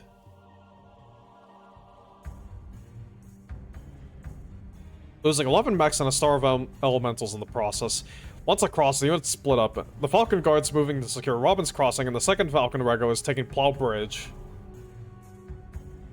The 111th and 201st Divisions fought a brave delaying action, but the damage suffered in the mass fighter attacks, combined with the unexpected speed of the 2-pronged Falcon attack, forcing them to retreat toward Olala. When both sides of the wrecked bridges were secure, engineers brought construction equipment forward to build pontoon bridges and allow the bulk of the clan forces to advance across the Fresno. The Falcon Guards and 2nd Falcon Regulars, meanwhile, moved closer to Olala. Weak resistance by the tanks and light mechs of the 77th Division resulted only in comm guard deaths. Star Colonels Iden Pride and Martha Pride led their troops into the outskirts of Olala before realizing that the city did not match intelligence information gathered during the bidding for Tukayyid. Suspecting a trap, Star Colonel Iden Pride ordered his units back out of the fake city. Yep, so Comstar demolished the city and rebuilt it into a trap. Fresno, California. Trip to Fresno is always treacherous. That's not Fresno, Ed. It's Fresno.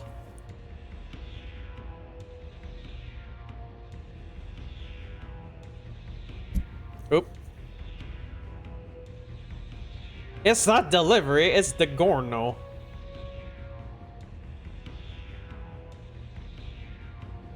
Where was I? What was I? The fake city. Star Colonel Iden Pride ordered his units back out of the fake city, but even as he gave the order, the survivors of the 111th and 201st Divisions, along with the main part of the 77th Division, charged from concealed positions and engaged the Falcon forces. Alpha Trinari's Heavy Star bore the brunt of the fierce fighting. but the Comm Guards lost many mechs in the initial skirmish. The Crockett, piloted by the commander of the 2nd Battalion of the Comm Guard 201st Division, being the first to fall when struck in the head by an ER-PPC from Star Commander Jula Huddock's Executioner. I think I have a Crockett. I think? Or no, I think it's a Shogun, not a Crockett. Although, aren't those the same thing? Let me look. Hey, open up Sarna.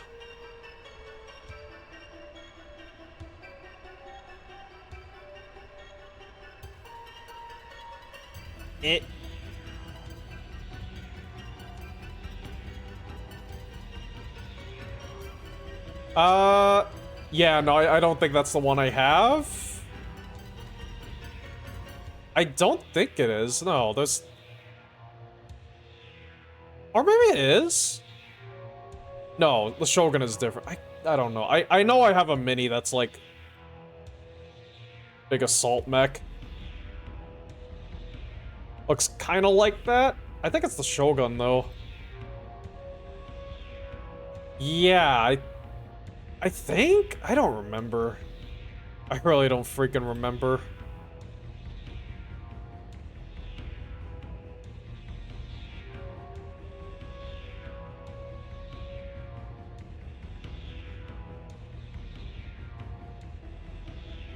Oh well.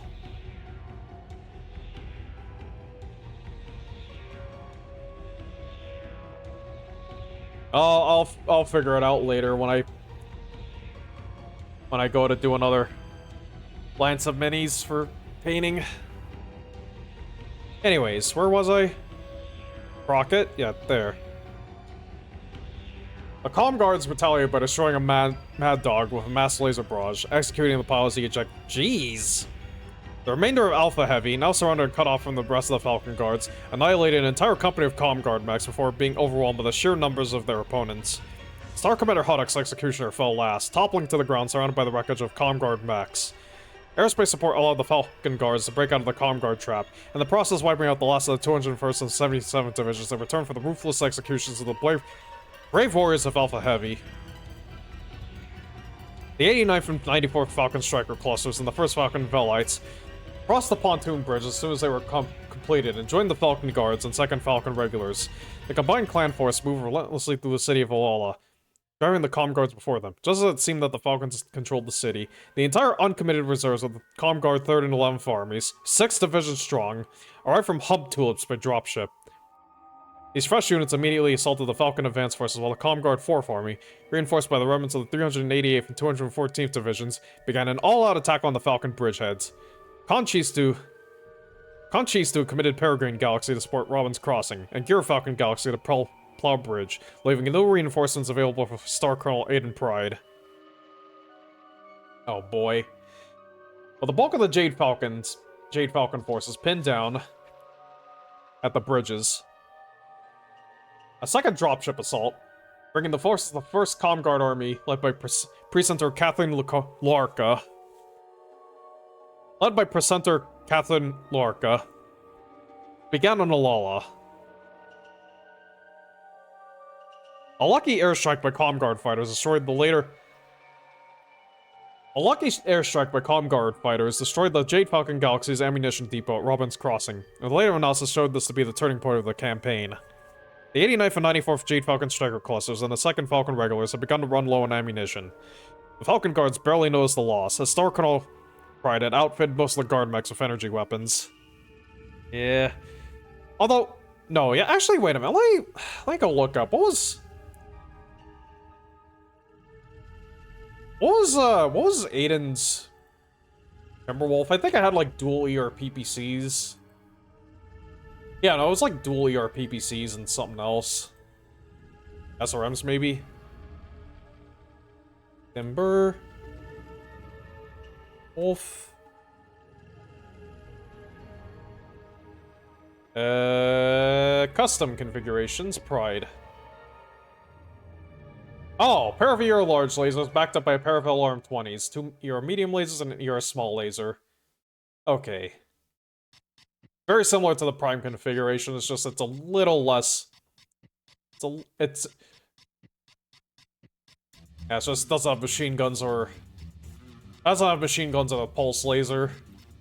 Because it has jump jets.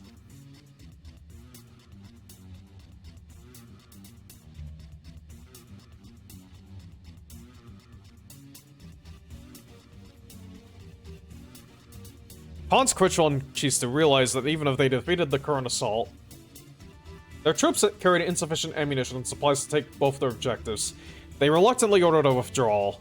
Supported by 5th Fighter Trinary, the Falcon Guards, 2nd and 7th Regulars, and 1st Falcon Velites began to withdraw toward the bridgeheads.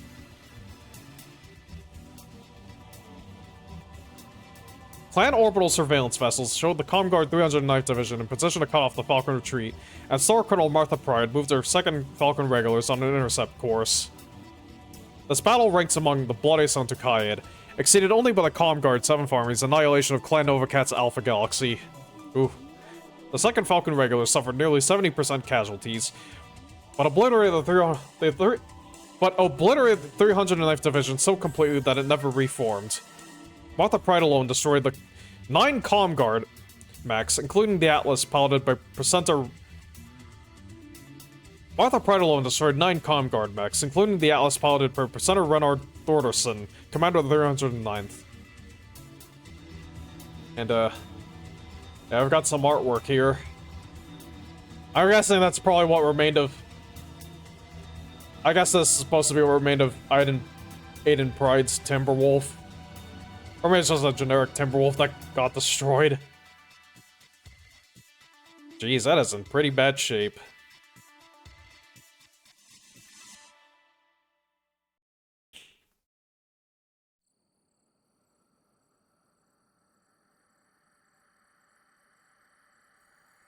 Ah, excuse me, my nose is getting real itchy.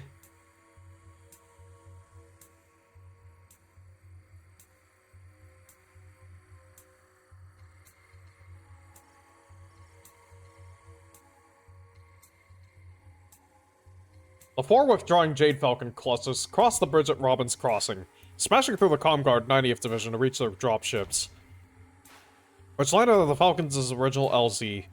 The Comguards managed to land 2 Overlord-class dropships, carrying the 104th Division behind Jade Falcon lines, in order to stop the Falcons from leaving Tukayyid. This operation was timed to coincide with an all-out rear assault on the retreating Falcons. Yeah, no Higira offered, I guess. The Comguards' plan to crush the Jade Falcons between the 2 forces failed when a trainer of Jade Falcon Elementals, led by Elemental Star Commander Salima, attacked the Comguard landing zone before the Overlords deployed their mechs. I think Salima was part of the Falcon Guards, maybe? That name is familiar.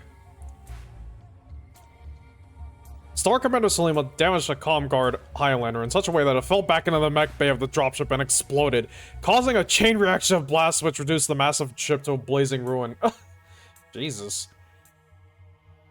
The Elementals withdrew before the forces in the second ship could recover from the shock of this loss, and the Elemental counterstrike, in addition to fighter strafing and massive Aeroforce missile attacks, allowed most of the Jade Falcons to safely board their dropships and leave the planet. Star Colonel Aiden Pride almost single-handedly foiled the final, desperately attempt by Comstar to interdict the evacuation by destroying more than a company of Comguard mechs before he himself was killed. Yep. And that is why he was eulogized in the Falcon Remembrance.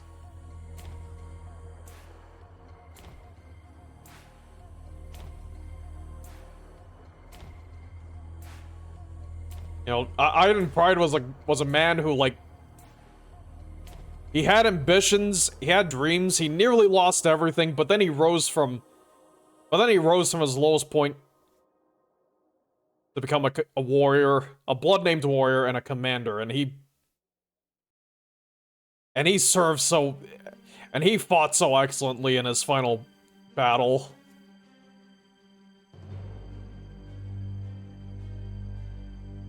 Tukayyid Aftermath. Actually, you know what? I think that's a good point to take a break. I think that'll be a good place to stop and take a break. I am gonna go walk the dog because it is nearly 3:30 p.m. And, yeah. Well, we'll continue reading when we get back.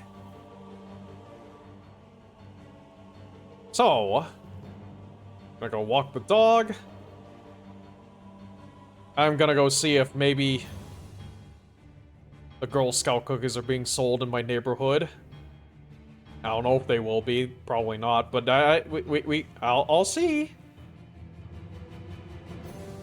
Gonna need to do a lot of walking though. Anyways, I will be gone for 30 minutes or so. Use this time to get up, stretch, go to the restroom, get food if you need to. Maybe it's lunchtime where you are, or dinner time even, depends. And yeah, when we come back, we'll keep reading. I'll run a few minutes of ads when I leave so that newcomers won't get ads. Let me pause the music and actually pull it back to like Jade Falcon trial. Alright, and yeah, BRB.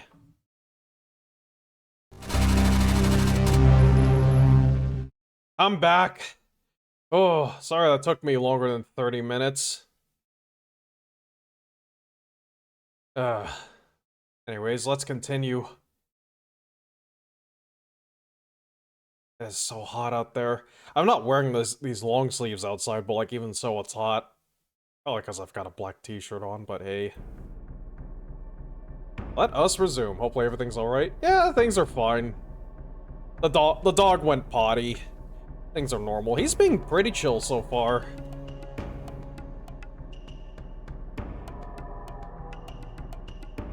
Alright. When we left off, we got to the Tukayyid aftermath.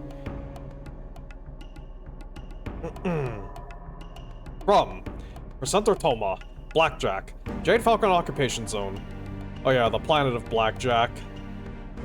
Which actually has a military academy on it. Iden Pryor restores clans on it. Well, he restored honor to the Falcon Guards. Primarily. And to himself, of course, but he did that before he got... Well, he did that while he was in the Falcon Guards, I should say. From Presenter Tama, Blackjack, Jade Falcon Occupation Zone. To Anastasia's Fault. Presenter Marshal of the Comm Guards, Hilton Head Island, Terra. Date? 25 March 3056. Oh, okay, so... That's where we're at in the timeline? We're past even 3055? Wow, okay. So that's when this is, exactly. I mean, shit, we're like close to the Refusal War, I think.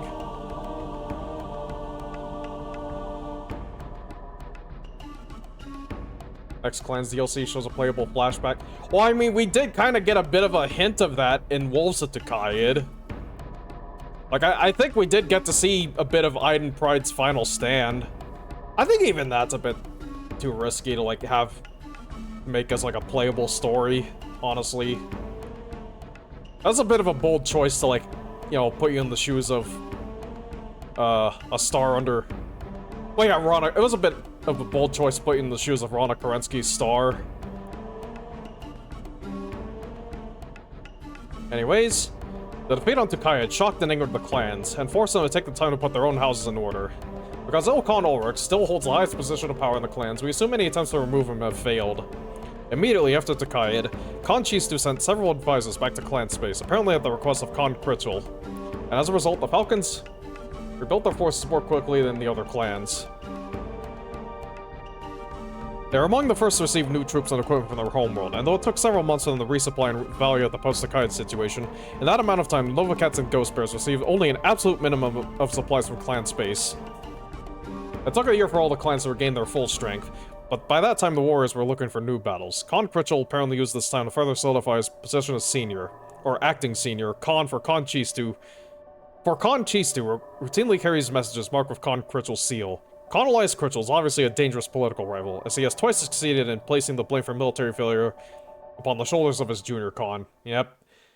Vander von Chistu. I think they made him out to be kind of like sort of a serious villain in the cartoon, but in the actual canon, it's like, yeah, no, that man had to deal with a lot of shit, and he ended up getting killed by Vlad Ward.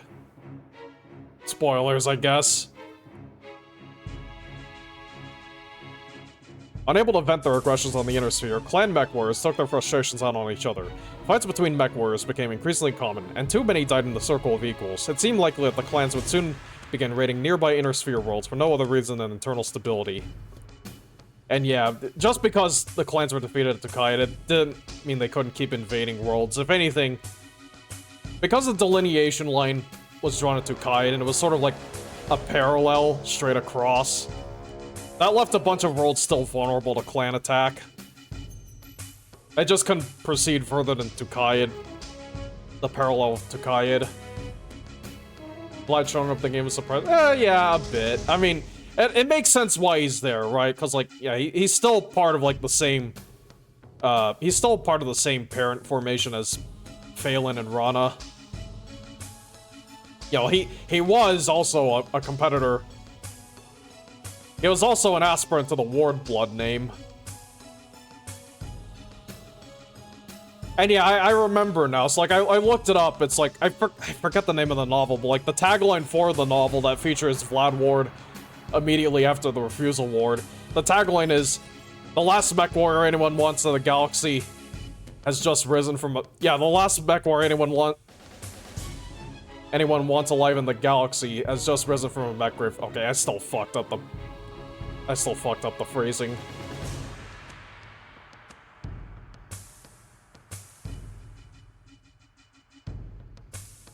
Anyways, while many Inner Sphere leaders assumed the clans would stand by their agreement, our Blessed Order was not so naive. Because they struck their agreement with Comstar, the clans do not consider their attacks on Inner Sphere worlds to be raids, but acts of vengeance against a cowardly and dishonorable foe. The Falcons, especially, take this attitude.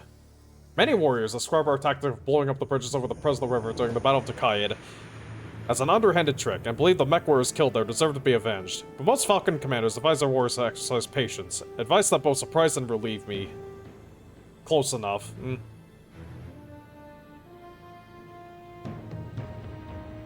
I later understood this uncharacteristic behavior. Even though Clan Jade Falcon wanted to deal with the Inner Sphere, a higher priority required their attention first. Comstar reports from other sectors indicate that Clan Steel Viper is currently building up garrisons on their occupied worlds, and the Falcons are doing the same. Yeah, that's kind of one of the things I do like about BattleTech. You have sort of the unreliable narrator, so like, there's room for interpretation, there's room for error, there's room for other stuff to happen.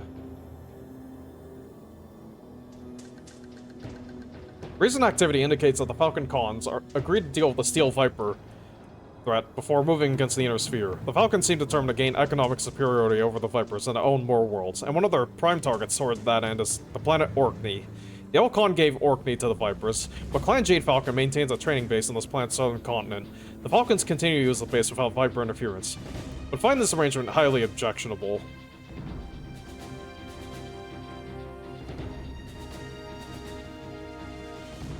The Falcons also want to regain control of Waldorf, which they conquered in the third wave, but lost to Clan Steel Viper when Ilkhan Kerensky and added that clan to the invasion as a full partner. Waldorf's large munitions manufacturing facility currently benefits the Vipers. Khan Chisu maintains that the very fact that the Vipers now administer worlds conquered by the Falcons shames his clan, and considers the current situation a personal insult from the Ilkhan himself. The second item on Khan Chisu's agenda is to track down and destroy the bandit Snord and her comrades. The Falcons know her last location, but the Dark Nebula covers a huge expanse of space, and so the Falcons will wait for Snord to make the first move. When she reveals her location, the Falcons will respond by attacking with Val Galaxy, a crack unit. Khan Chisu learned from his mistake of sending an older unit to take such a prize, and this time he expects better results. Either by design or accident, when the Ilkhan paired the Vipers with the Falcons and the Novacats with the Smoke Jaguars, he helped focus the clan's attention on each other.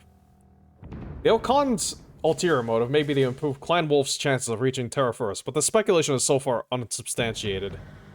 Yeah, but it's not unlikely. Fighting among the clans can only benefit the Inner Sphere, giving its leaders more time to prepare to resume the battle.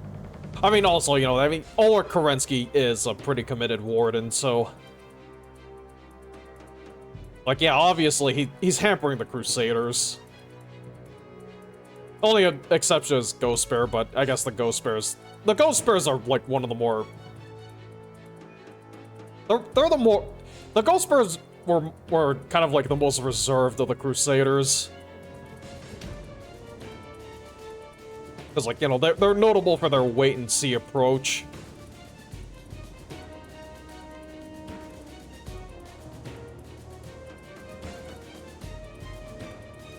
Oh yeah, and by this point, 3056 is like, yeah, the Ghost Bears have Al Shane, and they're making that their new homeworld in secret by this point. That Thanksgiving Turkina looked pretty good.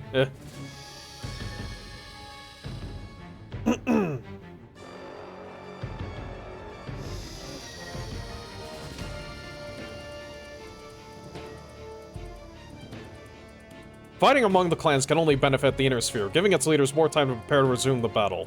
Our current policy of giving back to the clans as good as we get will only serve to draw their attention. Because I believe that our only hope of winning is through superior strength, my reports point out the inadvisability of continuing on the present course. But so far, my superiors choose to ignore my advice. Inner Sphere raids conducted against Clan Jade Falcon held worlds have proved, at best, marginally effective, and at worst, may weaken our forces beyond any potential benefits. Oops. The first reported raid against the clans took place in Le Grave on February 3054, when a small Inner Sphere recon force attacked a minor Falcon supply depot. The attack failed, but the raiding party escaped.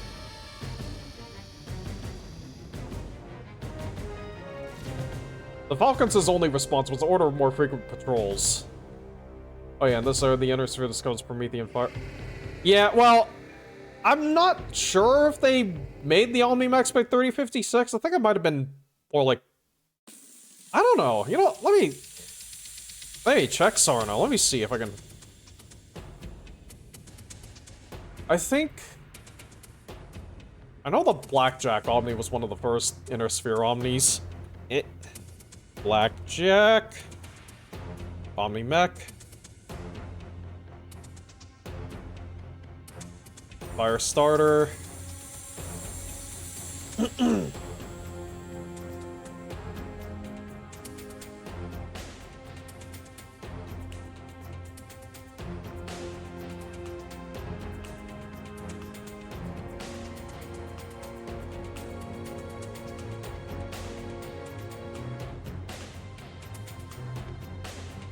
Let's see. Okay, so yeah, Firestarter Omni begins production in 3056. Blackjack Omni-Mech begins production in 3057. Okay, so we're about that time. So yeah, it's by 3058 when like the Inner Sphere Omni starts showing up.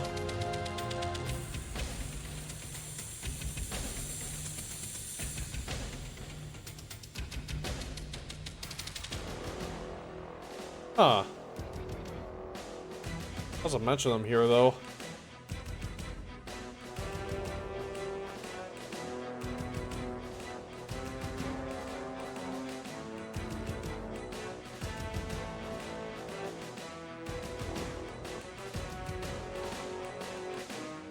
Where are the other Inner Sphere Omnis? I know there were other ones.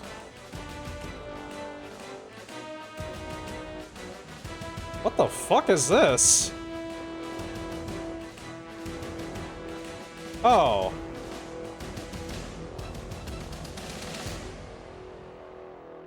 Sorry, I'm looking at something called the Cherub. I've never heard of this before. Huh.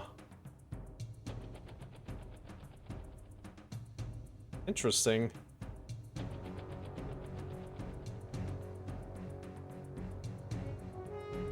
Sorry, I'm getting distracted.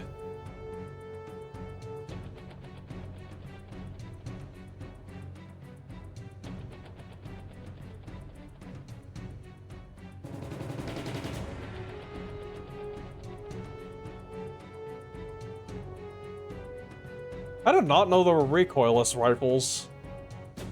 Sorry, I'm getting distracted. I'm getting distracted reading Sarna, which is maybe not surprising. Oh yeah, 3056 is also the production year for the Owens.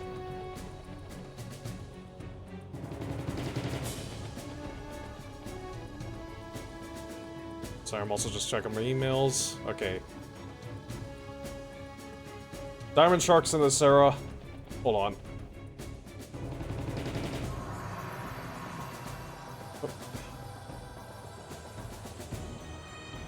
No more monkey, only man, 3060 plus, and this era is just R&D. I mean, again, production year, you know, it's like... I mean, the thing is that I think it's like, yeah, the Inner Sphere Omnis were ready in time for Operation Bulldog, so like... Like, yeah, I think like, you know, for example, like the Owens, which I just mentioned, I think that's in MechWarrior 3. Oh yeah, and I guess the Diamond Sharks were also kind of starting to trade with the Inner Sphere, because like yeah, I was kind of like at that point where it's like, yeah, the Clan Diamond Shark lost so many warriors, they became a mercantile clan. Anyways, back to this.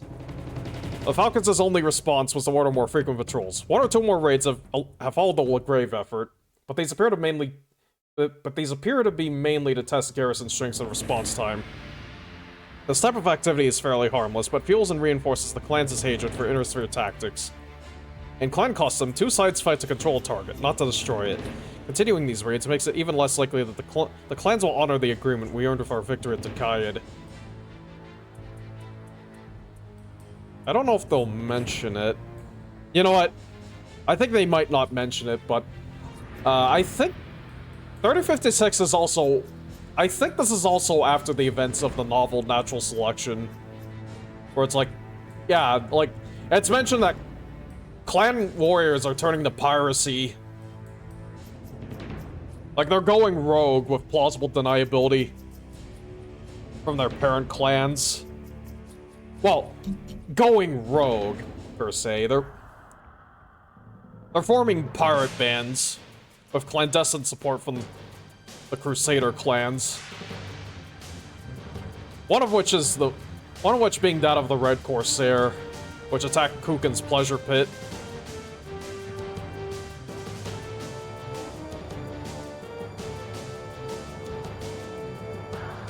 And like, yeah, the Clanner Pirates bands were part of a way to try and, like, break the Tukayyid agreement.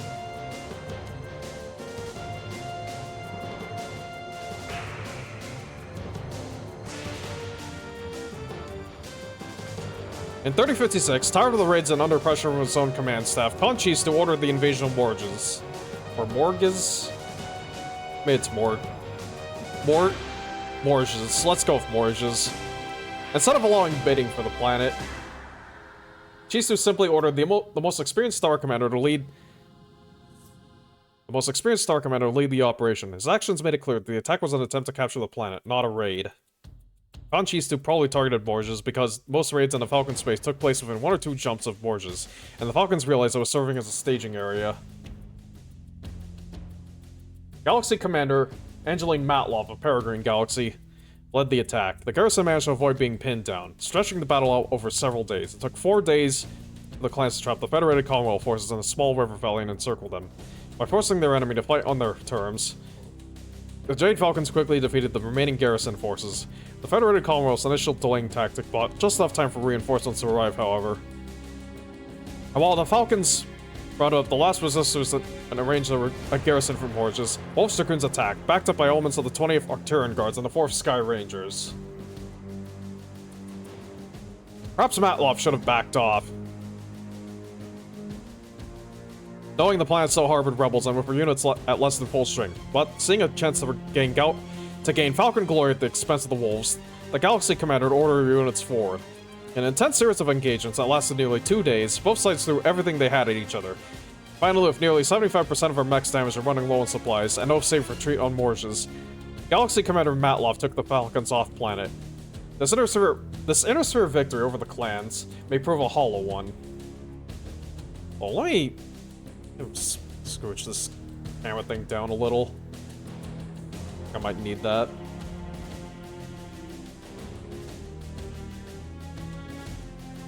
The Inner Sphere victory over the clans may prove a hollow one. We do not know how the Khans will react to this additional loss of Falcon honor, especially at the hands of the Clan Wolf Renegades, but it obviously puts additional pressure on Clan Jade Falcon. Following Morges, the Falcons increased their calls to renew the war with the Inner Sphere, and some commanders within the Falcons are beginning to recommend setting aside clan differences to fight a common enemy. We have seen their unified strength, and I have evidence that their disunity is to our advantage. I hope that the lives lost in Tukayyid did not pay for just another empty victory. The Inner Sphere must use the time we won to improve its chances of ultimate victory, for it is literally only a matter of time before we again face the clans on the battlefield, and the Tukayyid bid will not come for a second time. Oops.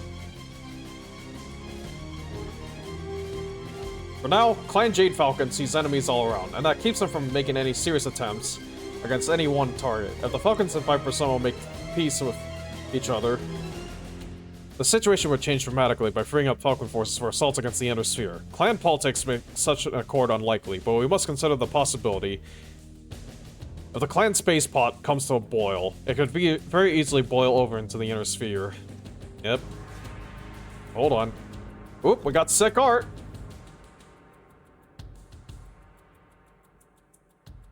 Unfortunately, I can't pull the camera out far enough for this, but we're on a Jade Falcon deployment. Got sick-ass art of a Jenner 2C. Plans are started for action after a truce. I mean, yeah, again, like... They're trying to raise new blood-named warriors. They're trying to raise new cadres of warriors. And they still have planets they can strike at, although not as many as before.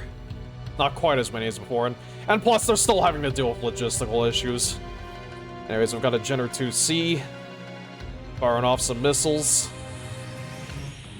And we've got whatever the fuck this is getting blown up.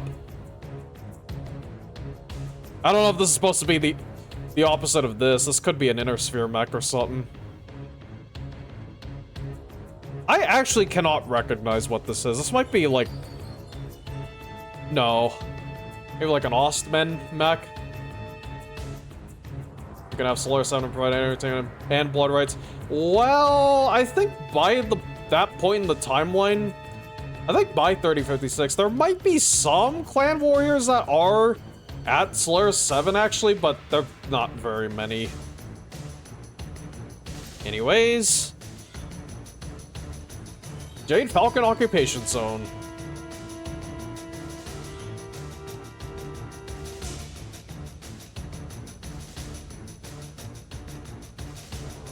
What? Hold on, I'm just scooching things around.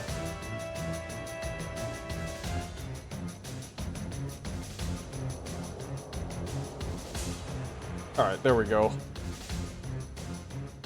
As of June 3052. Huh. First wave. Akalorops.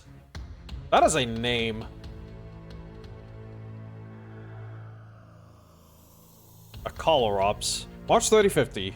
Clan Jade Falcon Forces. 3rd Falcon Talon Cluster. Jade Falcon Galaxy. Gear Falcon Galaxy. Defending Forces. Akalorops Militia. The Bouncer Regiment. The Bouncer! These are planet... Yes! Yes, these are planets within the Jade Falcon Occupation Zone. Anyways, Defending Forces. Akalorops Militia. The Bouncer Regiment. A Mercenary Combined Forces Regiment. Major battle sites: Dravina Vale, Bendon City. Outcome: with a fast and furious assault, Star Colonel Arian Hazen succeeded in seizing the capital, the economic centers of the planet. Many of the defending forces, though, including a large contingent from the Bouncer Mercenary Regiment, were never captured. Just days after the planet's surrender, these forces formed organized and effective resistance, attacking the invaders near the ore processing facilities of Dravina Vale, using the valley's perpetual fog to cover their activities. The fog! Anywhere. Like I mentioned, there are literally planets, there are literally systems in Laren space called Anywhere and Here, as well as Nowhere. God, I love FASA's lore. I love FASA lore. You gotta love BattleTech lore sometimes. March 3050. Clan Jade Falcon Forces. 8 Falcon Regulars. Peregrine Galaxy. Defending Forces. 2nd New Avarsan Chasseurs. The Anywhere Militia. Major battle sites: Pickrock Hill. Brigham Rollo. Santina Trespass. Outcome: 2nd New Avarsan Chasseurs, the ducal forces of the Stephensons of the Draconis March, arrived on Anywhere shortly before the clan assault. and so were unfamiliar with the planet's terrain. The Golden Talons attacked so quickly that they caught the chasseurs unprepared and forced them to commit several costly mistakes, culminating in the loss of more than 60% of their forces in the Brigham Rolo. What the hell is a Rolo? I thought that was a can of candy. First thought, Eustace. Lost the family. Oh, right, yeah, because nowhere. What's your offer? Yeah, that's the fucking sound you hear as his mech goes down.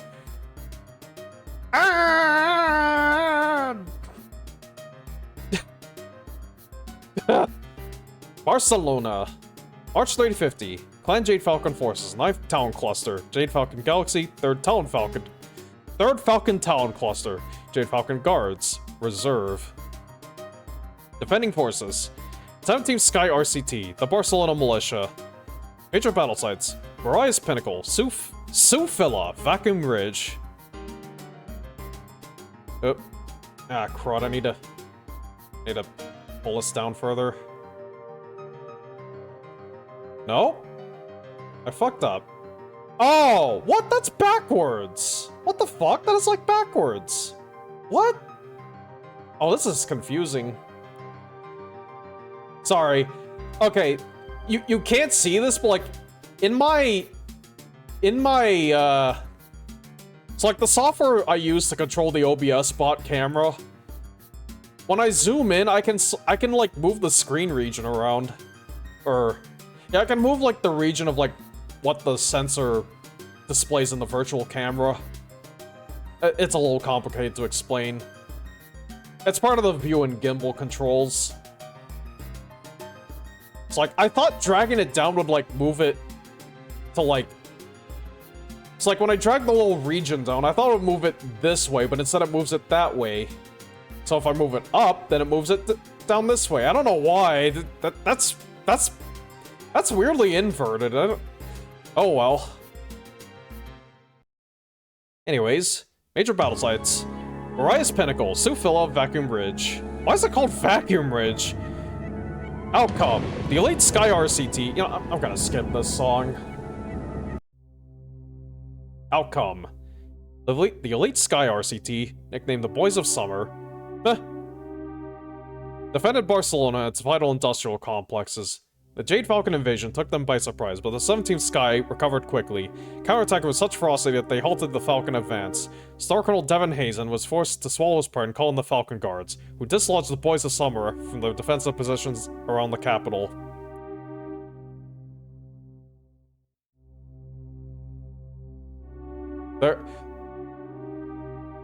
Oh, goddammit. I can't make a Don Henley joke.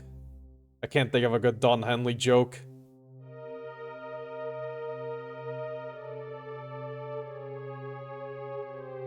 I mean, I guess the people's love for the planet would still be there after the Boys of Summer were gone. Oh, shit. That was bad. The Sky Commander, Lieutenant Mitchell Simons, then requested jump ships from Area Commander Hauptmann General Francis Bissell to evacuate his forces. Bissell denied Simons' request, but an insubordinate jump ship commander flouted Bissell's order and evacuated a handful of the RCT to Somerset. Never look back. Yeah, don't look back. You can never look back.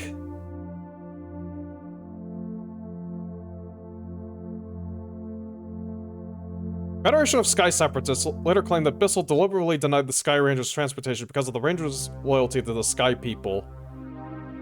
Oh man, there's really still like Sky loyalists at this point in the timeline?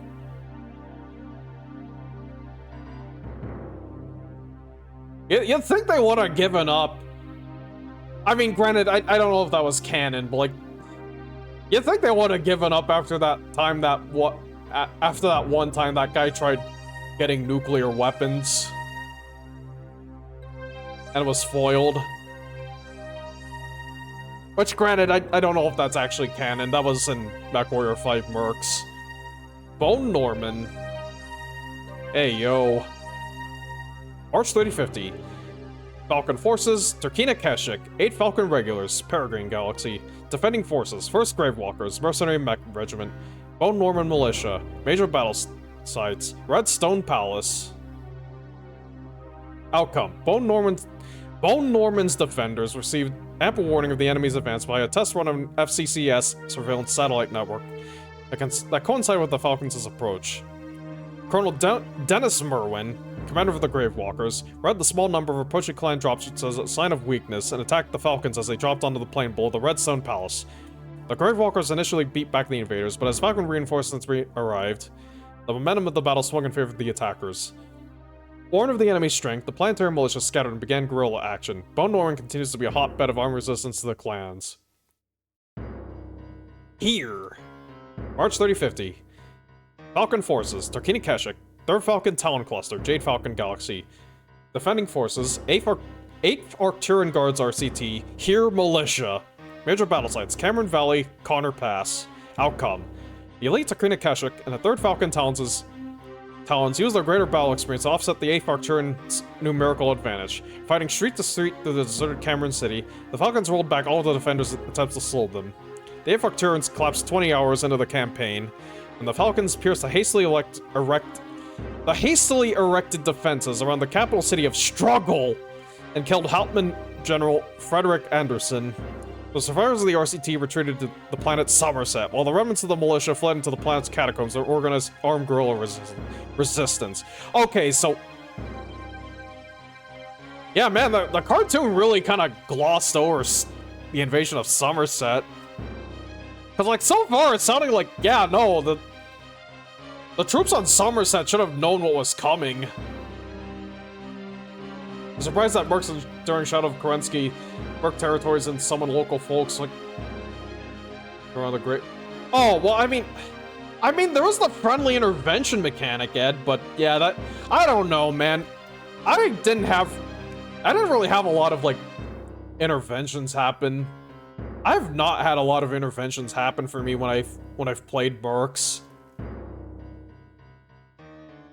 It just almost never happens. I mean, unless you're talking about, like, yeah, like having local militia support you, but, like, I mean, I think it kind of happens, but it's kind of inferred at the same time. Persistence. March 350. Clan Jade Falcon Forces. 4th Falcon Talon Cluster. I keep wanting to say Talon Falcon.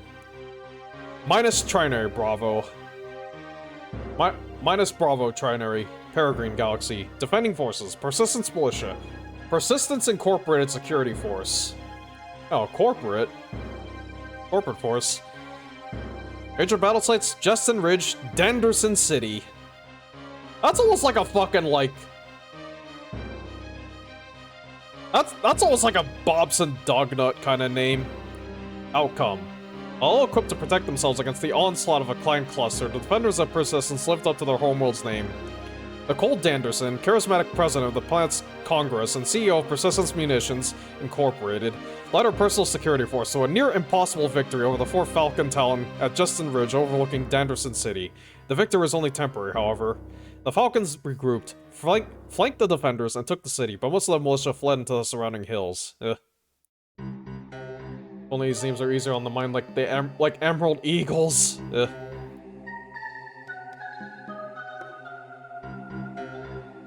President of the planet's Congress and C. Okay, so like Persistence is kind of corporate ran, I guess. It's kind of a corporate planet, or was.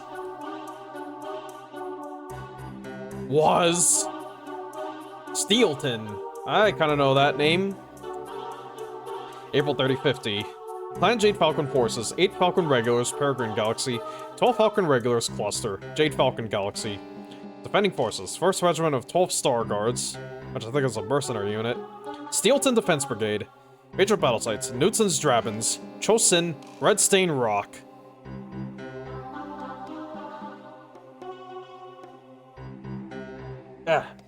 One second.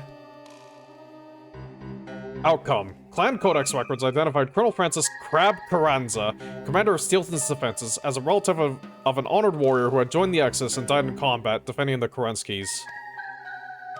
The Falcons honored Colonel Carranza by challenging him according to the rules of the patrol. Huh.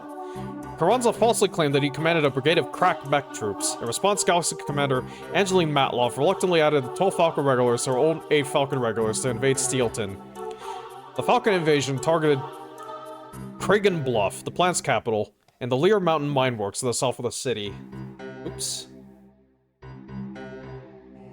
Anticipating an attack from Colonel Carranza's non-existent mech brigade, the Falcons advanced slowly. The two clusters did not cooperate, and seemed as interested in hindering each other's progress as in attacking the enemy. Crab Carranza's deception finally failed when the 12 Falcon regulars heavy mechs overran a 2nd battalion at the town of Chosin. The 12 Star Guards managed to hold a perimeter around Redstain Rock long enough for nearly a battalion of their unit and a regiment of the local militia to evacuate to the planet Wotan. But the 12 could not prevent their gallant colonel's death. Damn.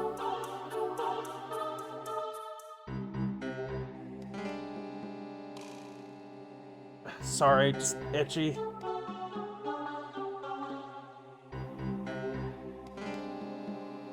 Poland, March 350. Huh. What's this organized by? It's a bit out of order. Clan Jade Falcon Forces, Turkina Keshik, Knife Talon Cluster. Defending Forces, 2nd Regiment of 12 Star Guards, Tolan Defense Force, 3 mixed regiments. Major battle sites, Judea Jungles, Cantor Climb, Tolan City. Outcome, Turkina's heavy mechs, complemented by the light mechs of the Knife Talon, virtually annihilated Colonel Franklin Pierce Marinetti's 12 Star Guards regiment. The Falcons forced the Star Guards out of the dark halls of the Judea jungle and chased them onto the exposed barrens of the Cantor Climb, where Falcon fighters strafed them and swift Falcon units continued to sap the remaining strength in lightning raids. Less than a company of Star Guards reached the defense works of Tolan City. Most of those survivors died in the final battle a day later. Damn!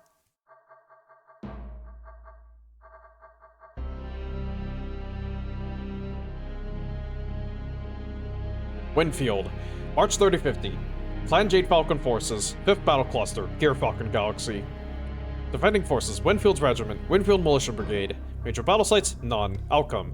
Insufficient clan intelligence reports and Jade Falcon arrogance made the planet Winfield the Falcons' most difficult conquest. The elite mechs of Winfield's regiment surrounded the 5th Battle Cluster, almost overrunning the Gear Falcon landing zones. Star Colonel Evac Matlov reached the ring of Winfield mechs with teams of elementals whose fierce fighting, speed, and strength broke the defenders' lines. Before making an orderly retreat off-planet, Winfield's regiment organized the planet's militia to wage a guerrilla campaign. And we've got some art. What the fuck is happening here? This woman with this fucking, like, square jaws just holding a fucking curved sword aloft. Meanwhile, you've got a Hellbringer in the background just shooting at something. I would love to know what's supposed to be happening here. What? This is a mood. I don't know what mood it is, but it is a mood. I do not know what mood this is supposed to be, but it is certainly a mood. Maybe she's like part of the Defenders. She's like, to arms! Even though it's like, yeah, that's a fucking battle mech over there. Oh, you thought it was Candice Liao doing a jig? Is she even from this era? Actually, there might be more than one Candice Liao. I'm trying to think. Yeah, Candice Liao. No, wait, no, that's like fucking. Oh wait, no, yeah, she's from St. Ives, isn't she? Oh, you said no. Oh. Well, let me see. Candice Liao. What does Sarna say? Born 2988, died 3068. Okay, yeah, Duchess of St. Ives. Yeah, okay, she would have been around at this time. But she was busy running the St. Ives Compact, I believe. Yeah, no, daughter of Maximilian Liao.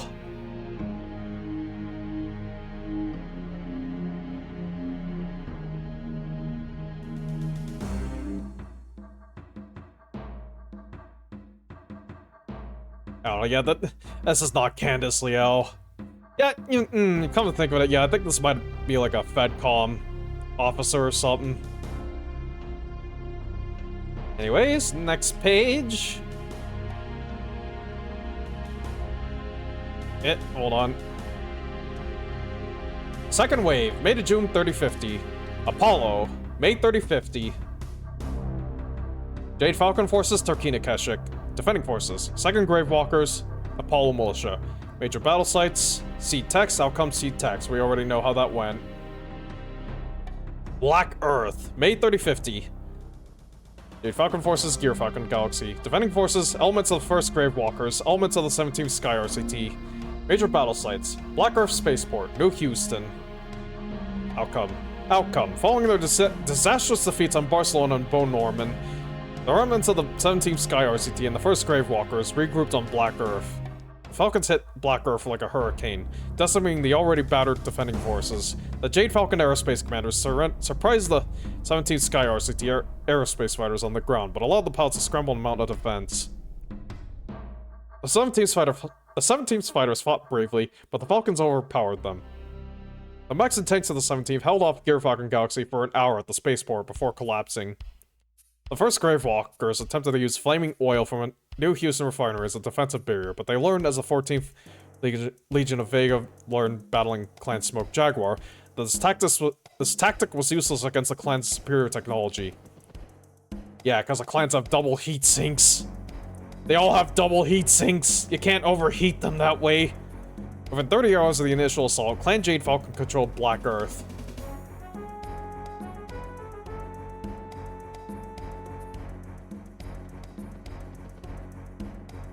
Ugh, 1 second again.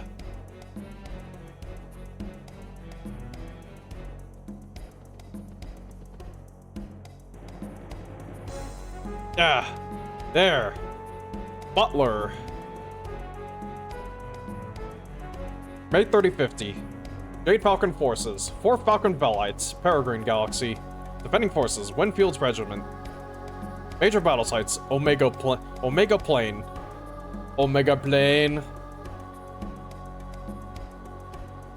Outcome. Lieutenant General Davis Winfield knew that the incoming dropships carried enough of the 4th Bellites to outnumber his forces. Wait, what? Oh, right. Showing exceptional courage, which impressed the Jade Falcons, General Winfield countered the Falcon Patrol by challenging Star Colonel Evak Matlov of the 4th Bellites to personal combat.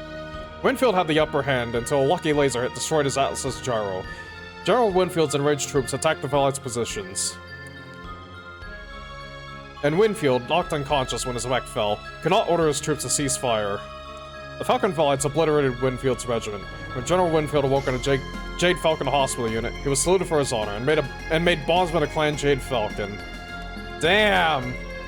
That's gotta suck. All your troops are dead and you're a prisoner.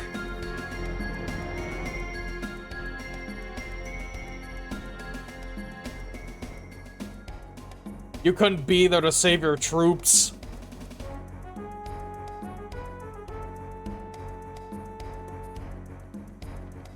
But it's like, hey, at least the enemy admires you. Not that that helps. Durf. May 3050. Jade Falcon Forces. 3rd Falcon Talon. Jade Falcon Galaxy. Defending Forces. Remnants of 12th Donegal Guards RCT. Major battle sites, none. Outcome. Disheartened by the recent defeat of Trial 1, the 12th Guards RCT disintegrated soon after the 3rd Falcon Talon landed. The Falcons easily crushed the small groups of guards that rallied to fight fierce actions, but by the end of the day, the 12th RCT no longer existed. Jeez. I guess I got totally destroyed. Epsilor. I don't know if that's how you pronounce it. That's how I'm going to pronounce it. May 3050. Jade Falcon Forces. 1st Falcon Striker. Gear Falcon Galaxy. Defending Forces. Epsilor Militia. Major battle sites, none. Outcome.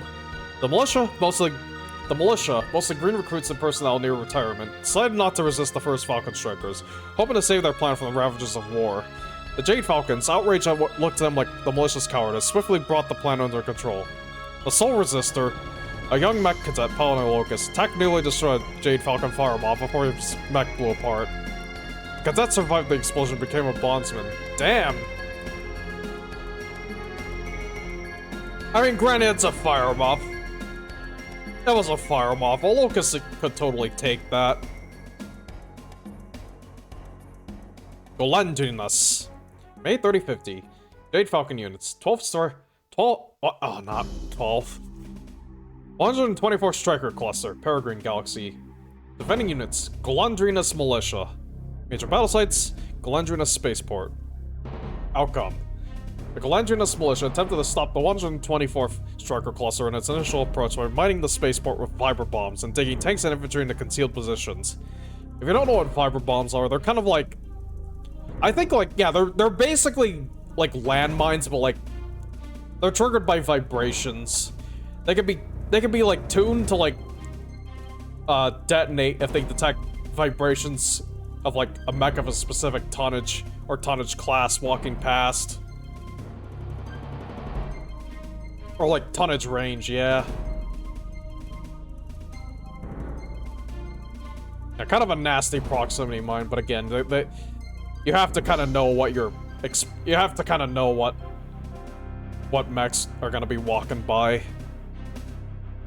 The elementals of the 124th disarmed and destroyed most of the mines, allowing the clan Omni-mechs to close and annihilate the malicious tanks and mech company unopposed. Because they lost more than 90% of their forces to the clan, the militia and the planetary government surrendered without further resistance. Shit.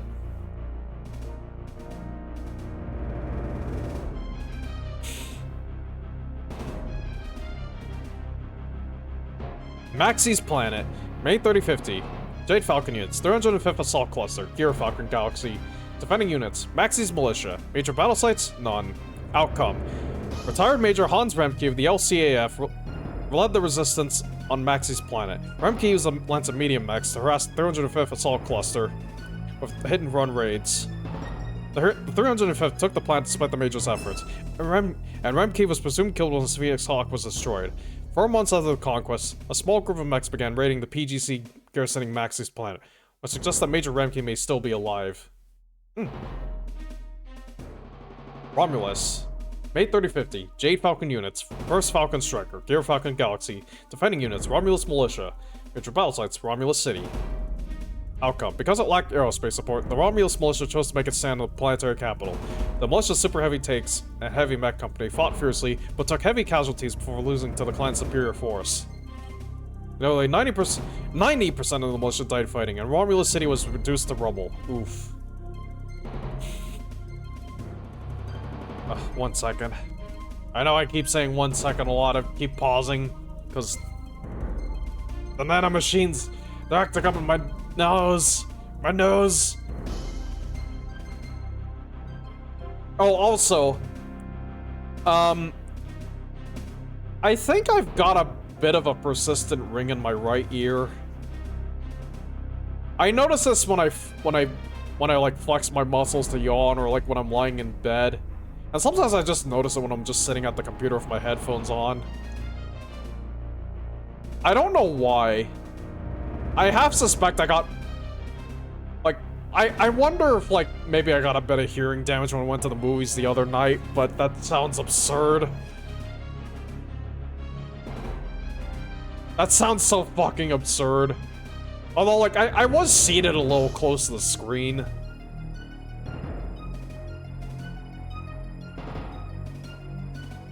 Anyways, that's neither here nor there. The voltage in my ear module needs to be recalibrated. Anyways, Saduts. May 3050. Jade Falcon units. 2nd Falcon Jaegers. Gear Falcon Galaxy. Defending units. Saduts Militia. Major battle sites. None. Outcome. Saduts' terrain was unsuited to the guerrilla tactics the militia tried to use. The Jade Falcon's orbital recon located every militia unit within 3 days, and the ground forces moved in and eliminated them. Here we go! Somerset! May 3050. Jade Falcon units, 94th Striker Cluster, Peregrine Galaxy. Defending units, Somerset Academy Training Battalion. Remnants of the 8th Arcturian RCT and 2nd of Arson Chasseurs.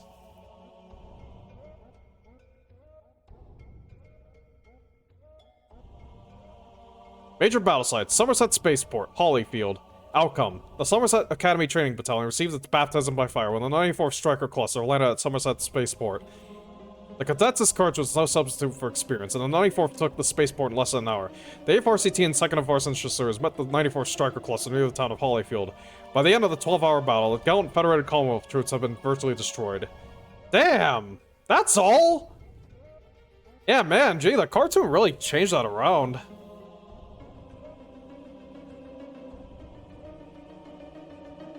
A little confusing. I feel like it's like... Did the Somerset Battalion know what they were up against?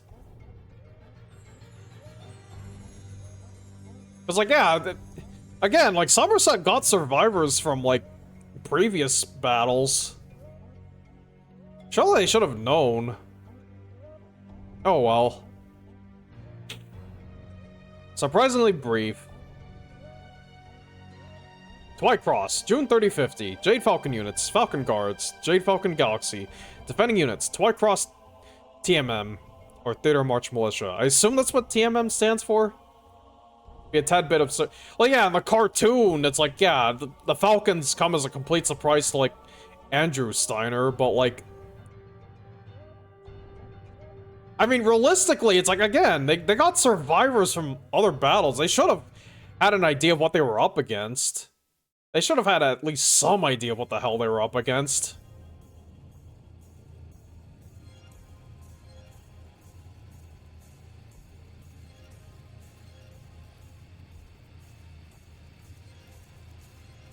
Anyways, Jade Falcon units, Falcon Guards from the Jade Falcon Galaxy. Defending units, Twycross Theater March Militia. Major battle sites, Plain of Curtains, Carswell Barrens, Auburn Depot, Hawk Roost, Camorra Spaceport. Outcome, the Falcon Guards outclassed the Twycross TMM from the outset.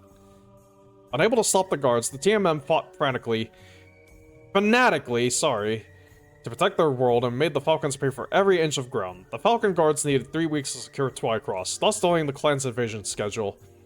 The shattered remnants of the Twycross TMM evacuated, carrying information on Jade Falcon tactics that the AFFC used to plan the successful counterattack on Twycross. Botan. June 3050. Jade Falcon Forces, Gear Falcon Galaxy. Defending Forces. Survivors of the 1st and 2nd Regiments of the 12 Star Guards. Wotan TMM. Major battle sites? None. Outcome. The remnants of the 12 Star Guards split up and hit the clan forces in a series of lightning raids, successfully coordinating their efforts until a Jade Falcon airstrike killed Colonel Franklin Pierce Marinetti and his mech.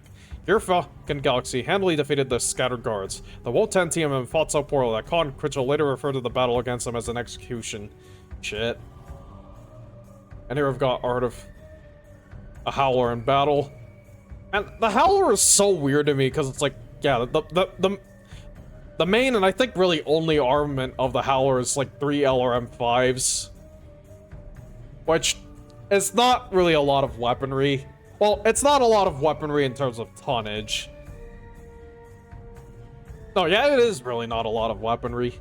And like, not only that, they're stacked on top of each other so awkwardly like this.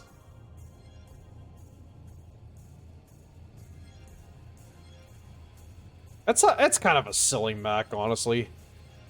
Third wave, June 3050. Beta 7. Jade Falcon units, 12 Striker Cluster, Peregrine Galaxy. Defending units, Beta 7 Militia. Major battle sites, none. Outcome. The 124th Striker Cluster conquered Beta 7 easily. They faced an unprepared planetary militia consisting of 1 lance of light Locust and Valkyrie mechs, 1 company of tanks, and a single infantry battalion. The 124th commander single-handedly wiped out the mech lance, commenting later that he found it less of a challenge on his first trial position. The tank company fought hardest, destroying 3 Omni-mechs before the Falcons crushed the resistance. The battle-armored elementals caused the infantry to break ranks and run. Some infantrymen turned guerrilla, but most faded back into the anonymity of civilian life. Hot Springs. June 3050. Jade Falcon units, Turkina Keshik, 1st Falcon Striker, Gear Falcon Galaxy. Defending units, Hot Springs TMM. Major battle sites, see text. Outcome, see text. Yep. Also already covered that. And my nose is still really itchy. Ugh.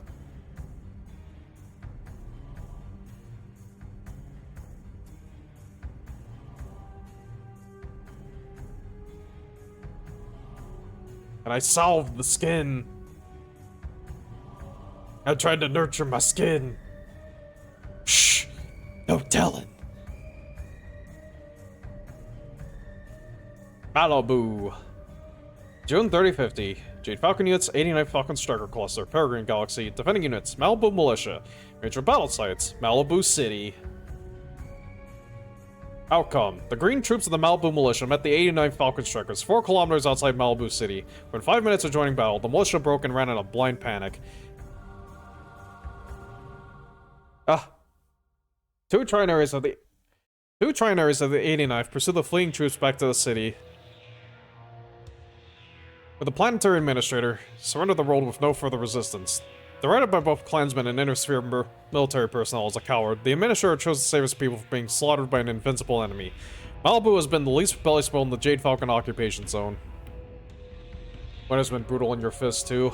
Yeah. I don't know if it's like, it's... Honestly, it's not been that cold. Like, my hands have been getting dry.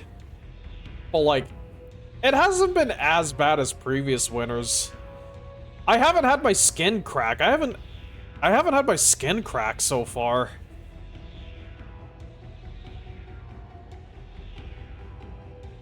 My nose sometimes gets itchy when I stream. I don't know why.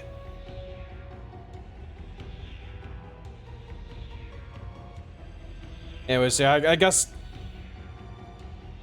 I mean, they call it cowardice, but to be frank, it's probably better than, like... You know, making the Falcons have to pacify you by force. Roadside, June 3050.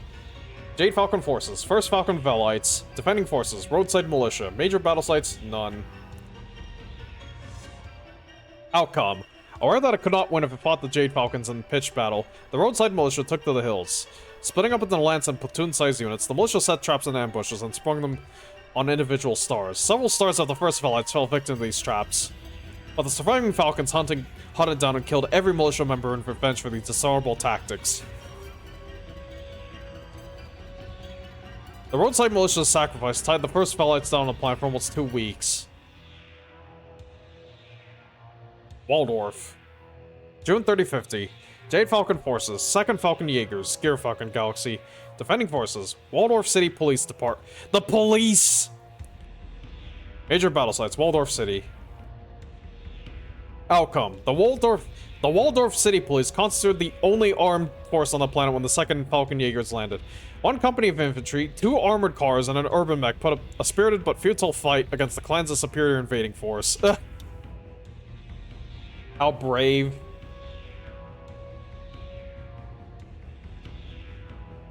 Using their intimate knowledge of the city, the police led the 2nd Jaegers into the ambushes. They disengaged from battles and escaped through the city's storm drain and sewer systems.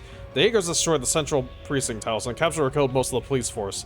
To their credit, the police crippled an Omni-Mech and killed 4 elementals before the fighting ended. Ah!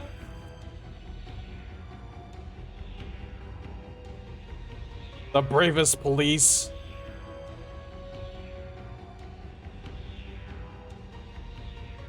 Man, imagine if BattleTech was an SRW. 4th Wave, July to October 3050. Alyena, July 3050. Jade Falcon units, Turkina Keshik, 1st Falcon Striker, 1st Falcon Velites, Gear Falcon Galaxy. Defending units, 10th Lyran Guards RCT. Oh yeah, I think that's like a legendary unit, the 10th Lyran Guards. Major battle site, Mar Negro. Outcome. The 10th Lyran Guards RCT detected the approaching Jade Falcon dropships early and made preparations for the assault. The guards met the Turkina Keshik and the 1st Falcon Striker at Mar Negro, overlooking the ocean.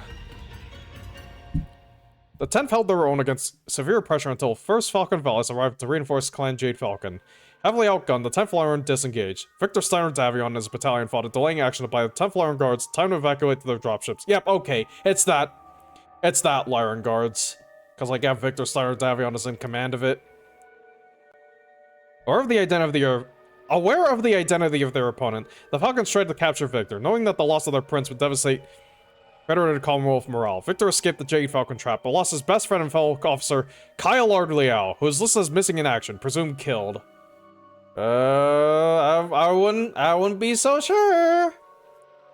Alright, I'm going to go take a break. I've gotta put more freaking lotion on my nose, and I'm gonna go get some tea. Be disturbing to have Natasha Kerensky and her direwolf show up in an SRW. I mean, I think the contrast would be entertaining, because, like, that's like a quarter of the fun of Super Robot Wars. Just the sheer contrast between all the IPs involved.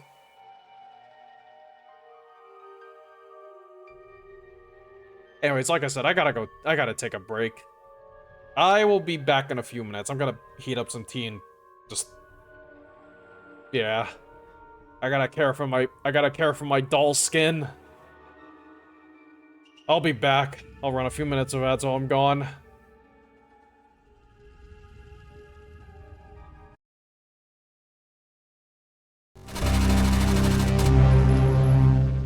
I'm back, and I got tea. I got nice hot tea. Alright, back to this. Where were we exactly? Antares, right.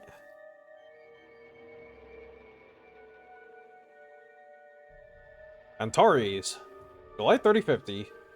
Jade Falcon units, Gear Falcon Galaxy. Defending units, Antares Militia. Major battle sites, Antares City, Alba. Outcome. Of minor strategic importance to the Federated Commonwealth, the world of Antares was lightly defended only by a militia battalion and a series of fortifications constructed by the locals. Plan Jade Falcon Star League records named Antares as the site of an SLDF for punishment and resupply base, until the Falcon Cons ordered the base taken at all costs. Gear Falcon Galaxy landed on Antares with heavy aerospace support and destroyed the planetary militia's fighters on the ground. Antares City fell quickly, despite the militia's valiant efforts. The town of Alba proved harder to take.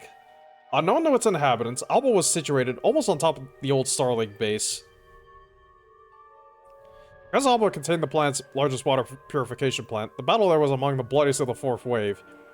The Falcons, initially reluctant to risk damaging the water purifier by using mass airstrikes, suffered severe casualties, especially the 2nd Falcon Jaegers. When Conquests logistics officers informed them that jump ships could deliver a water purifier from clan space in 2.5 months, Quitchell ordered the fighters to bomb the town flat. Ah! Trying to avoid waste, and it's like, yeah, no point. The stunned survivors watched the Jade Falcon engineers unearth the huge Star League base beneath their town. The Star League aero supplies in the base facility made Antares a valuable prize. When Okan Oleg Kerensky forced Clan Jade Falcon to share control of Antares with Clan Steel Viper, he precipitated a brutal series of trials of possession for the base, which increased the Falcons' hatred for their fellow clan.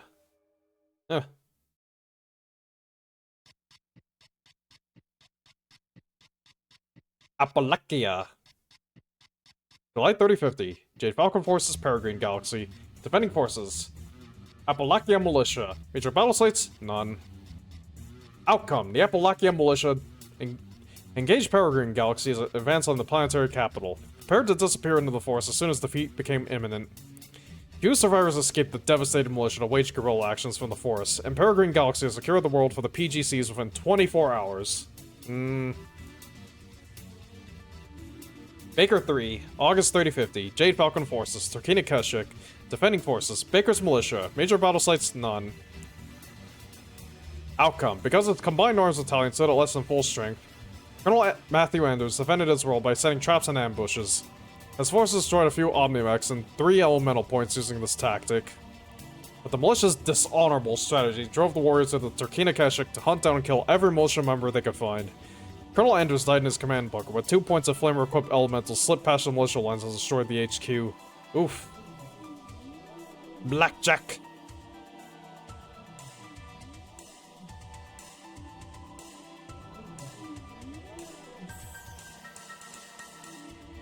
August 3050, Jade Falcon Forces, Gear Falcon Galaxy.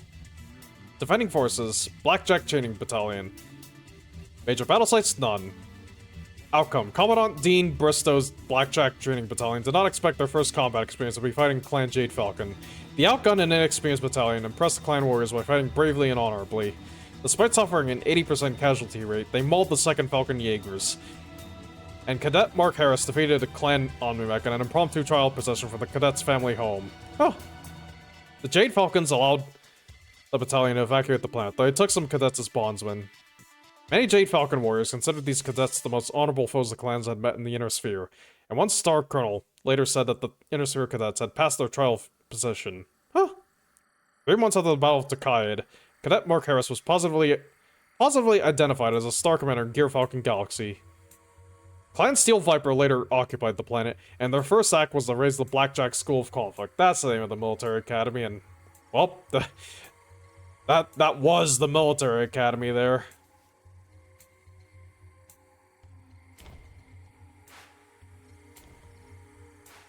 Rip. I take a sip of tea.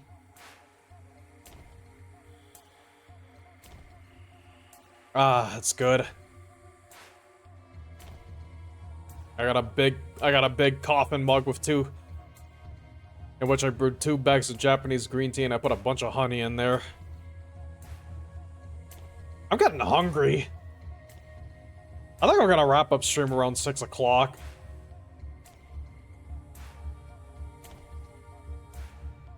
Well, let's keep going. Colmar. August 3050. Jade Falcon Forces, 7th Falcon Talon, Yoda Galaxy. Defending Forces, 25th Arcturian Guards RCT, 75% strength. Major battle sites, Colmar Plains, Hell's Kitchen, Colmar Spaceport. Outcome, 25th Arcturian Guards arrived in Colmar, already tired from heavy fighting in the Clan Wolf Invasion Corridor, to meet the 7th Falcon Talon, a 2nd-line cluster fresh from garrison duty. The Jade Falcon Cons decided that in order to capture the Clan Wolf's rate of conquest, they would bring 2nd-line forces to the front and risk losing a battle or 2. The 7th defeated the 25th Arcturian Guards, but their fighter pilots bungled a deep space interception that would have annihilated the surviving enemy force. The 7th's overall performance pleased the Cons. Denizli. August 3050. Jade Falcon Forces. 1st Falcon Velites, Gear Falcon Galaxy. Defending Forces. Demon Company. Mercenaries. Denizli Militia. Major battle sites. None. Outcome. Following a short battle at the spaceport, the Demon Company abandoned their defensive positions and withdrew into the planet's wilderness. Jade Falcon fighters probably bombed the Mercenary Company's main supply depot, preventing the demons from waging an effective guerrilla campaign. When he realized there was no more point in continuing the fight, the demons' commander tried to bribe his way into Clan Jade Falcon and was shot to death by an elemental for his efforts. The Falcons turned the soldiers of the Demon Company over to the local authorities for justice. Gee.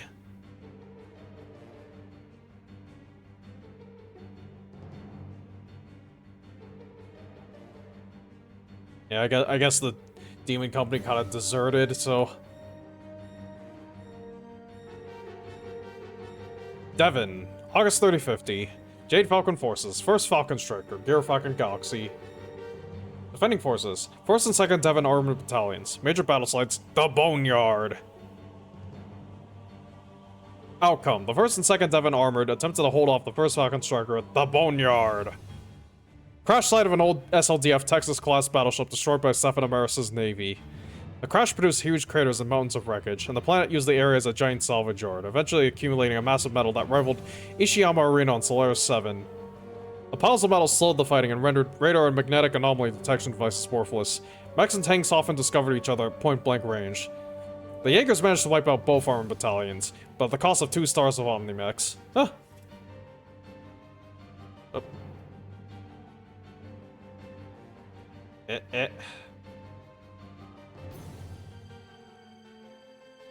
Domper. August 3050. Jade Falcon Forces. 205th Assault Cluster. Gear Falcon Galaxy. Defending Forces. Domper Armored Cavalry. 1 Battalion. Major battle sites. Domper Central. Outcome. 305th Assault Cluster made a bold landing almost on top of Domper Central, the planetary capital. Unprepared for the Jade Falcon assault, the planetary defense routed for a brief counterattack, but the force's old tanks and mechs malfunctioned and broke down under battle stress. Poor maintenance kills. Although I guess it was like they're sold, they can't really be maintained that well. anyways. The 305th Assault Cluster secured the world by the end of the second day, though terrorist bombings and guerrilla attacks still occur.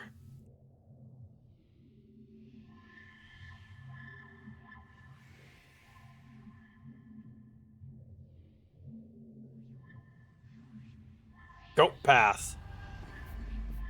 August 3050. Jade Falcon Forces, 1st Falcon Striker, Gear Falcon Galaxy. Defending Forces, Goat Path Militia. Major battle sites, none. Outcome. Clan Jade Falcon chose Goat Path as one of its targets because the planetary administrators allegedly contain connections to an organized crime family called named Malthus. The blood named of Malthus announced their intention to burn Goat Path to ash if they found any relationship between the clan blood named Malthus and the criminal organization.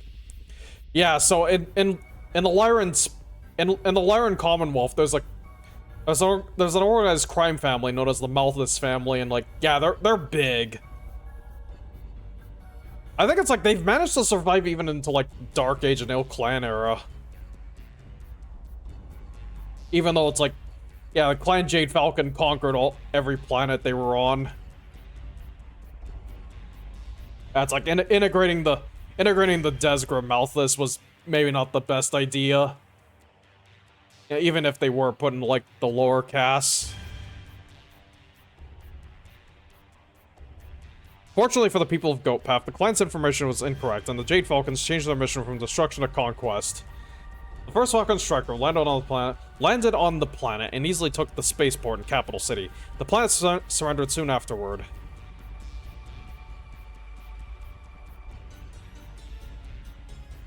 Grouse. September 3050. Jade Falcon Forces, 4 Falcon Velites, Peregrine Galaxy. Defending Forces, none. Major battle sites, none. The Lyran Outcome. The Lyran Commonwealth planet Grouse, home to a pacifist movement in for several decades, offered the 4 Falcon Velites no resistance when they arrived to take the planet. And the Planetary Council responded to the Falcon Patrol by stating that no forces defended the world. The Jade Falcons assumed they were attempting to deceive the clan. They discovered that the Council had spoken the truth upon landing. Grouse assimilated into the Falcon Society almost effortlessly, though it was unlikely that the planet will ever produce any members of the warrior caste. Kind of a neutral outcome, I guess.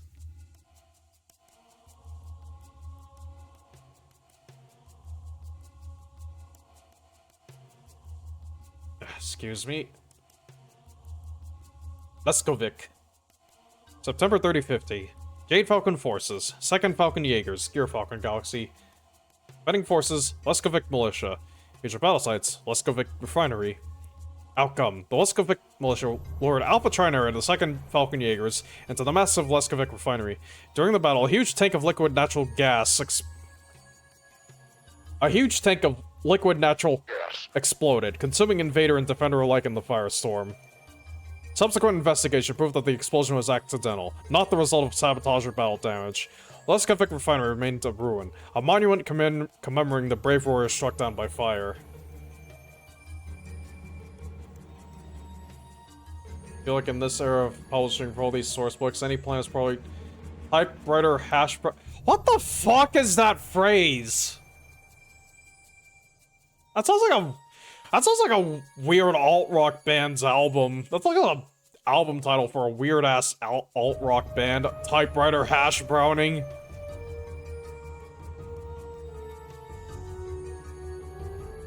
Paracoila. September to October 3050. Jade Falcon Forces, Gear Falcon Galaxy. Defending Forces, Paracoila Mech Battalion. Major battle sites, 49er Mine. Main Strike. Outcome. Paracoila, primary source of gold and heavy metals for the Commonwealth, hosted one of the longest battles of the 4th wave of the invasion. Yeah, longest battles. It lasted over a month. The defending mechs converted several of the mines into defensive installations backed by miles of tunnels, rivaling the fortified structure of a Castle Bryan. The Jade Falcon cons wanted the mines intact. Because Gear Falcon Galaxy could not use planetary bombardment, it was forced to root out the Inner Sphere mechs tunnel by tunnel. They accomplished this task in just over 6 weeks. God, I'm stumbling so much now. The longest time required to conquer any Inner Sphere world. Even after the Tukayyid, the clan Steel Viper garrison in Paracoilos occasionally reports mechs emerging from the miles of tunnels to raid Viper supply depots and patrols.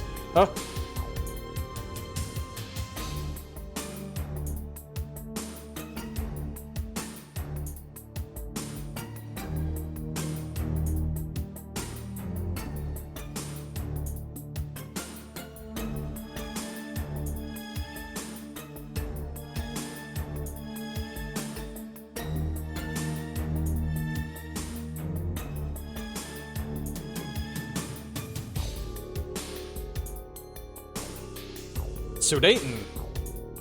September to October 3050. Jade Falcon Forces, Turkina Keshik, 124th Striker Cluster, Peregrine Galaxy. Defending Forces, Grey Death Legion, Sudeten Militia. Oh boy. Major Battle Sites, Sudeten Spaceport. Outcome. The Grey Death Legion, one of the best mercenary units in the Inner Sphere, defended Sudeten by fighting a series of delaying actions to ball the 124th Striker Cluster. The Legion escaped off-planet after the Sudeten Militia's mech company sacrificed itself to hold the Falcons off long enough for the mercenaries to board their dropships. Yep. Yeah.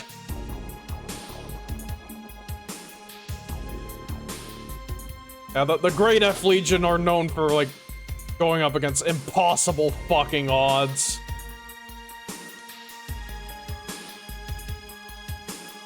And winning. Twycross, Phase 2, September 3050. Jade Falcon Forces, Falcon Guards, Jade Falcon Erie Cluster, Jade Falcon Galaxy. Attacking Forces, 10th Lawrence Guards RCT, Mechs. 9th Federated Commonwealth RCT, Kellhound's 1st and 2nd Battalions. Major Battle Sites, Plain of Curtains, Great Gash. Outcome, see text. We know how that went. Zoetermeer. I don't know if that's how you pronounce it. That seems like Dutch. Zoetermeer. September, October 3050. Jade Falcon Forces. Emerald Talon Naval Assault Star. Oh shit. Defending Forces. 10th Donegal Guards, RCT. 25% strength. Able Battalion, 3rd Regiment, 12 Star Guards. From Wolf Clan Occupation Zone. Major Battle Sites. None.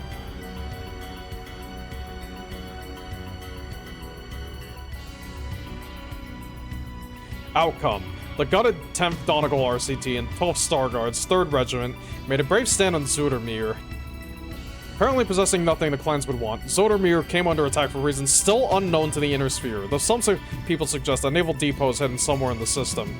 Khan Chisu ordered the Emerald Talon Assault Star to take the world without resorting to an orbital bombardment, a tactic the clans abandoned in the wake of Clan Smoke Jaguar's destruction of Turtle Bay, in retaliation for that plan's continued resistance. Oh, so like, even before Oleg Kerensky, or even, yeah, even before the Wolves bid away warships, they were trying to refrain from orbital bombardment.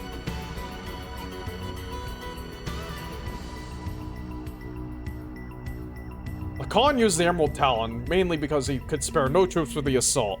Star Admiral Adrian Malthus positioned his ships above the capital city of Hohenzollern, and bluffed the planetary forces on the surrender by threatening the orbital bombardment he was barred from unleashing. Jeez. 5th Wave, November to December 3051. Yeah, I think, here we're past the death of Leo Showers. So we've got Trials of Possession between the Falcons and the Vipers. Mokmoro, November 3051. Falcon Forces, 305th Assault Cluster, Gear Falcon Galaxy, Steel Viper Forces, Viper Guards Cluster. Outcome. Though they fought well, the 305th Assault Cluster lost the right to conquer Montmoral to the Viper Guards. Okay, so these are still invasions. These aren't... Yeah, right. Most Falcon warriors blame this defeat on the fact that the Viper Guards were fresh, while the 305th fought in some of the invasion's fiercest battles. Orkney, November 3051. Jade Falcon Forces, 1st Falcon Striker, Gear Falcon Galaxy, Steel Viper Forces, 104th Assault Cluster, the Viper's Fangs. Outcome. Over the course of 2 days, the 1st Falcon Jaegers and the Viper's 104th Assault Cluster pounded each other into the ground. The trial ended in a draw. The two clans shared the conquest and administration of Orkney. Both the Falcon Jaegers and the Viper's 104th regained full strength barely in time for Tukayyid.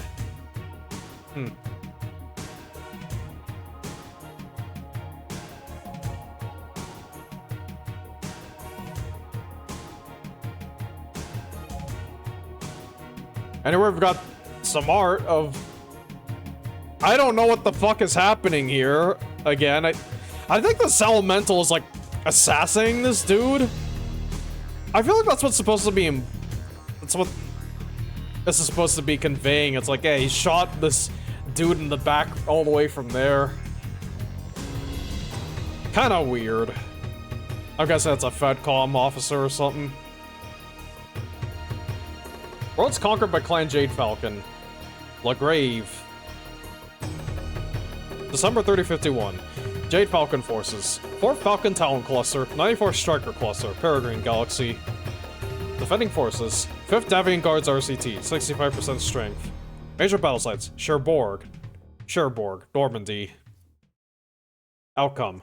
The 5th Falcon Guards RCT, fresh from the Clan Wolf front, used their hard-won knowledge of clan tactics to avoid the mistakes made by other FedCom units earlier in the war. Unfortunately for the 5th, Clan Jade Falcon had also learned new methods of fighting the Inner Sphere. A headhunter star of elementals assassinated Hauptmann General William Galloway. His aide, Colonel James Allison, led several ambushes against the Jade Falcon forces before he was vaporized in his mech by concentrated fire from an assault star of Omnimex. Clan Omnimex combined their fire several times during this battle. Frequently when Federated Commonwealth mech warriors committed some breach of clan honor, but also from tactical necessity. The Jade Falcons adopted this firing technique specifically to counter Inner Sphere battle tactics. Okay, so I guess that's what's happening here.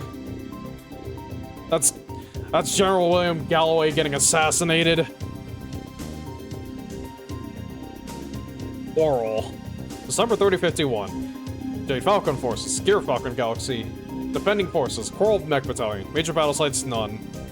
The Coral Mech Outcome. The Coral Mech Battalion tried to use the hit-and-run tactics that other units had used successfully against the clans, but failed. Using fighter surveillance and orbital mech drops, the Gear Falcon Galaxy warriors ran down the Coral Mechs and, enraged over the recent loss of the clan Steel Viper, exceeded even their usual ruthlessness. Only 6 members of the Coral Mech Battalion survived to become bondsmen. Shit.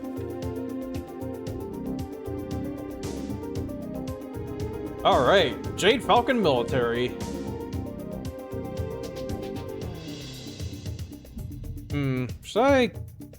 Should I maybe come to a stop for now? I mean, this is a whole lot of other stuff. I'm still a little early, but... okay, hold on, wait, I might be able to... Sorry, I'm just kind of paging through real quick. Okay. Well, let's get through these 2 pages kind of quickly, and then we'll come to a stopping point.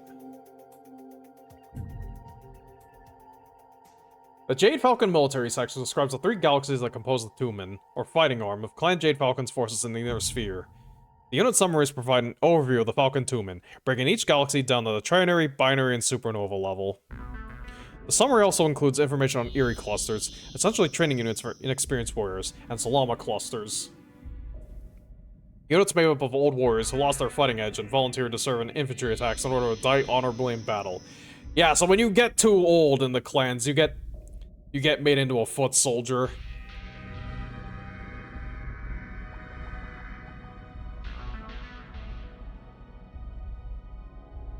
I think it's like, you have to be a pretty high-ranking officer to retain the right to, like, pilot a battle mech in old age.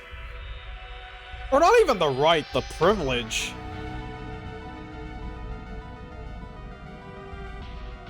Like, yeah, not every warrior who grows old becomes a Salama foot soldier, but a lot do.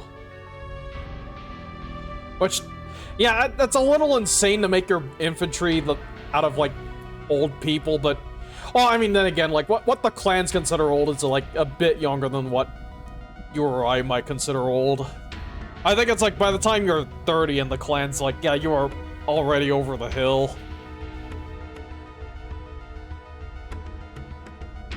No, yeah, I think it's like, but when you reach 30 in the clans, you're already considered over the hill. I almost have to wonder if it's like... No, I don't think so. I was gonna say, I wonder if, like, clanners have, like, naturally shorter lifespans because of, like, the genetic engineering. I don't know, that'd be an interesting thought. I don't think that's the case, though.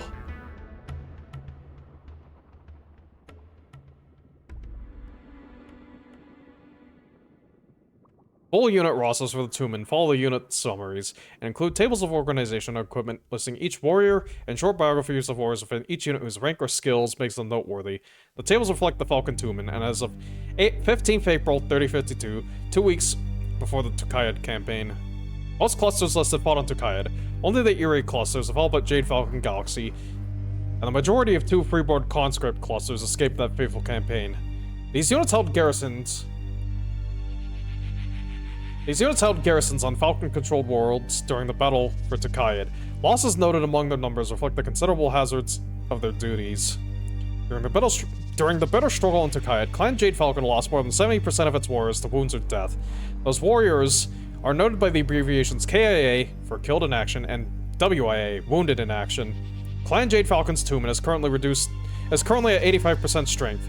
The majority of wounded soldiers have returned to their units, and replacements for those who died are expected soon from the clan homeworlds. Please note that some minor nomenclature changes appear for unit names listed in previous briefings. For example, the 2nd Falcon Strikers may also be referred to as the 2nd Falcon Regulars. We have been unable to discover any difference in the organization of the alternately named units. Rank, uniforms, and insignia. The Falcon Tumen, in keeping with the clan's conservative nature, maintains rigid distinctions between the military branches and between Trueborn and Freeborn. Differences in the uniforms worn by warriors and the insignia a warrior wears reflects those distinctions. Standard warrior uniform. All Jade Falcon warriors are the same type of underclothing. Mesh body stocking acts as a cooling system for mech warriors, a cooling or heating system for aerospace pilots, and a sensor web that translates an elemental's body motion into suit motion. So yeah, the clans have full-body cooling suits for their mech warriors, as opposed to like the cooling vest common in the near sphere. Over this cool sock, as it is called, Jade Falcon mech warriors wear an emerald-colored protective jumpsuit made of a cotton-like material woven together with ballistic cloth. The jumpsuit is short-sleeved and ends at mid-calf. The warrior's rank, cluster insignia, if any, and the Jade Falcon clan insignia is attached to the right chest area of the suit. When piloting his mech, the mech warrior wears a ballistic fireproof boot that covers his leg up to the knee. The Jade Falcon aerospace pilots wear a one-piece protective suit over their cool socks. The suit protects the pilots from the vacuum of space and is woven of the same ballistic cloth as the mech warrior's jumpsuit. Also colored emerald green, the pilot's rank and clan Jade Falcon insignia appear on the left chest area of the suit. When off duty or on a non-combat assignment, Jade Falcon warriors wear a short-sleeved jumpsuit constructed from a cotton-like material, but without ballistic cloth woven into it, and of a lighter shade of green than the combat clothing.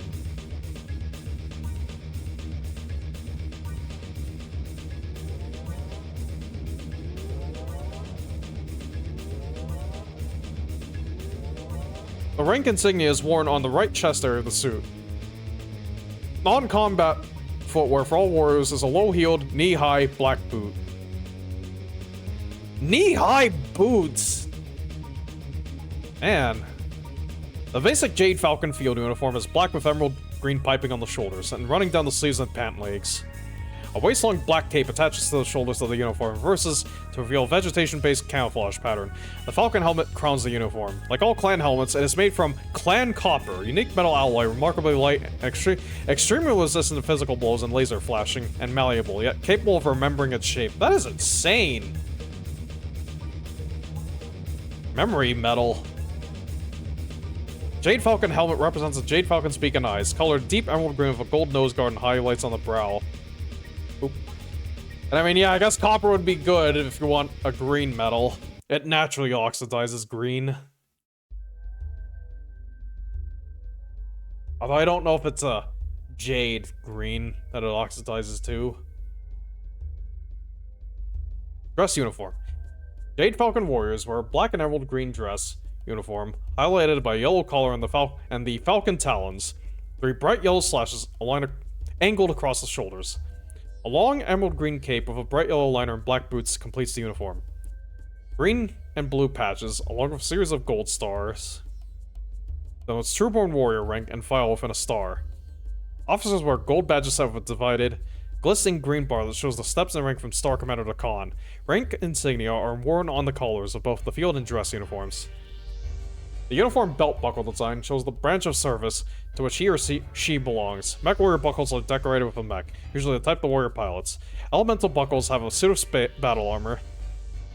And the buckles worn by Trueborn fighter pilots show an aerospace fighter. Freeborn warriors may not wear these insignia.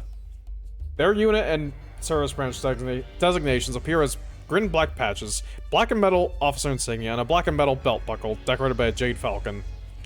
Trueborn warriors elect the skill to test into a frontline unit, wear the full Trueborn uniform, but must wear the Freeborn belt buckle. Trueborn techs assigned to frontline units are a variation of that uniform, substituting extra pockets and a tool belt for the cape and piping. Ceremonial dress. Plain Jade Falcon ceremonial dress is simple. All non-blood name warriors wear an emerald green, short-sleeved jumpsuit with knee-high black boots. Again, knee-high boots! And the Jade Falcon ceremonial mask, an oversized replica of a Jade Falcon head. The mask is constructed of lightweight Kevlar and weighs approximately 6 ounces. That sounds pretty freaking light. It is painted emerald green with a black beak and red eyes.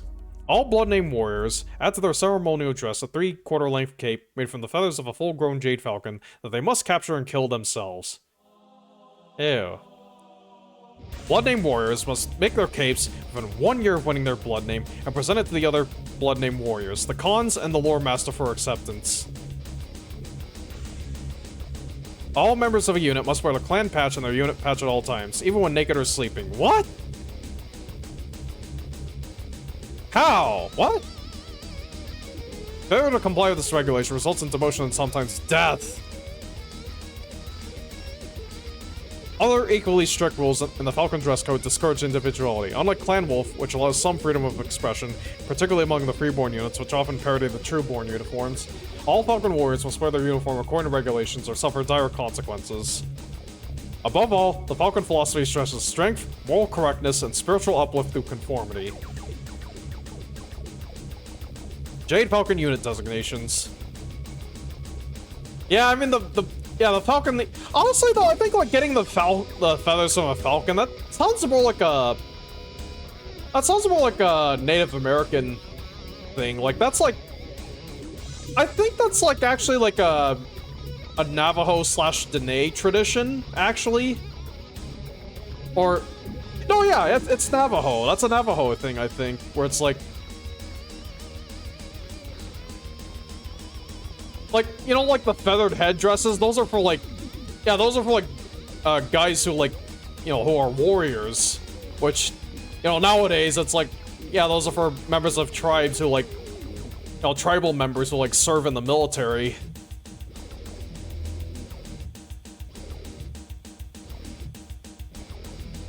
I think this is kind of more along the, I think that's kind of more along those lines. Jade Falcon unit designations. The Jade Falcon unit designation code, JFUDC, consists of 3 parts. The first part is a letter and or number combination of up to 4 characters, identifying the star's parent organization. First by its galaxy, then its cluster, and finally its trinary. The second part of the code is a star type designation. Battle mech, elemental, fighter wing, or a combination of several types. Mech stars are further identified in this part of the code by the weight, class, and mission profile. The third part of the code distinguishes a star from other stars on the trinary of a similar composition or mission. The code can be extended by an additional designation that identifies the warriors within a star. This addition usually appears only in a warrior's codex file. The following examples of the JFUDC illustrate the possibilities for accurate unit identification. J1BE Wing 1 means the unit in question is a Jade Galaxy, First Battle Cluster, E Trinary, Aerospace Fighter Star 1. PEA Beak 3 stands for Peregrine Galaxy, Erie Cluster, Alpha Trinary, Mech Star 3. KD Strider 3 refers to Kesha Cluster, Elemental Star 3. The Elite Kesha Cluster, its role as a Senior Khans Protector, is not formally attached to any galaxy and therefore has no galaxy designation. Communications. The unit designation system becomes most valuable when officers need to deliver messages to specific stars that will not be mistakenly heeded by units of similar configuration. Orders for P-38A Talon 2 to advance can easily be ignored by any other star, even those within the same trinary.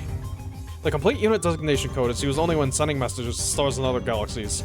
Messages sent between clusters within the same galaxy and stars in the same trinary routinely drop portions of the code. For example, when a star in the Jade Falcon Galaxy wants to address the second battle star of Alpha Triner and the first striker cluster of Peregrine Galaxy, it must use the full code P1SA Beak 2. However, another cluster of Peregrine Galaxy would use 1SA Beak 2 to address the same star.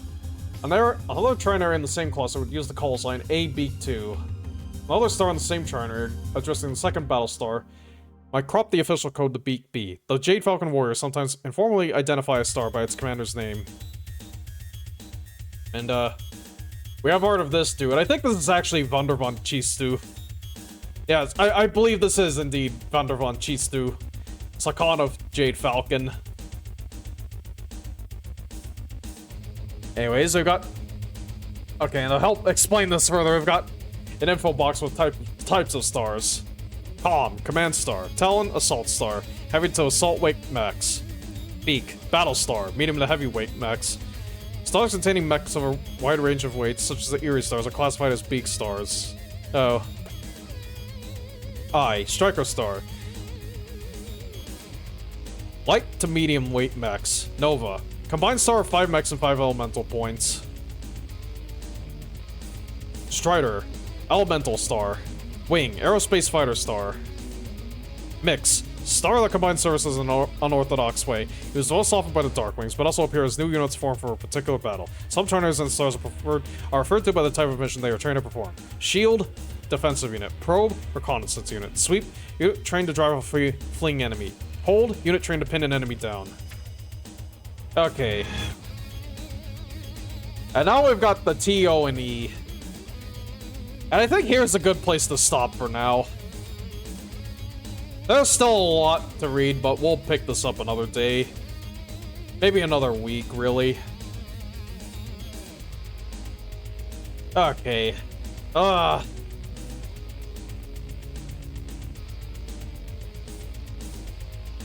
What? Oh, that didn't do what I thought it would. Okay.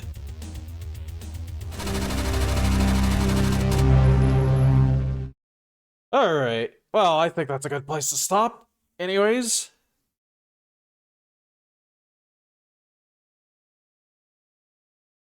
I'm liking this, although... I don't know. Well, I want to go back to gaming. I don't know what I'll play next week, though. Let me have a gander at Steam. Oh, you know what? Also, where's that thing? Where's the calendar? How do I find the upcoming release calendar? Oh, source books I have. Is there a Smoke Jaguar source book? I think there's only Wolf and Jade Falcon. How about that racing game?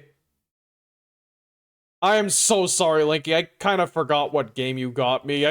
I know you got me a gift. Thank you for that. I forgot what it was, though. Oops. Oops. Let me have a look at my library. What was it? Let's see. Shit, I don't see it. I know you got me some, I just don't see it for some reason. Hold on, let me look at my library thing. Is there a thing for uncategorized? Oh jeez. Oh jeez. That's so slow. Okay. No, okay, I have to.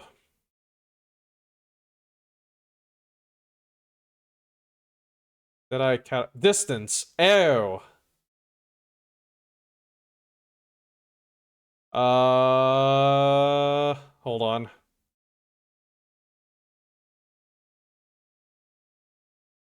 You had to look it up yourself. Let's see, distance. Oh, that game. I don't know. Let me look at the store page. Atmospheric racing platformer. Oh. I think I know this. Kind of. I don't know.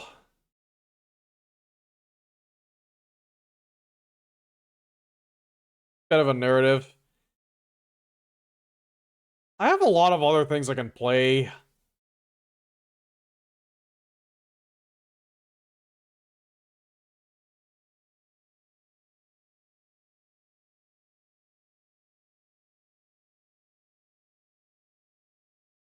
Huh.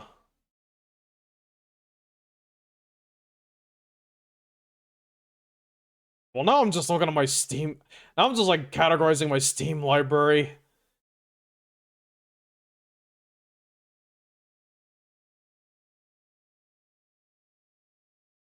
How many games do I remember adding my wish list? There's like thousands. There are genuinely like thousands. Hey, look at this.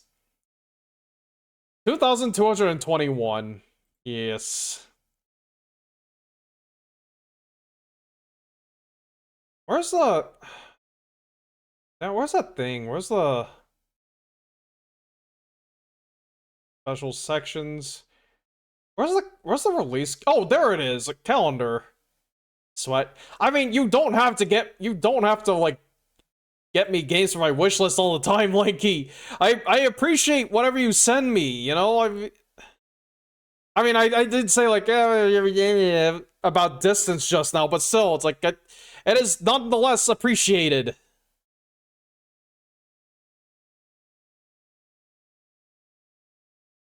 Okay, let me put my dang camera away and...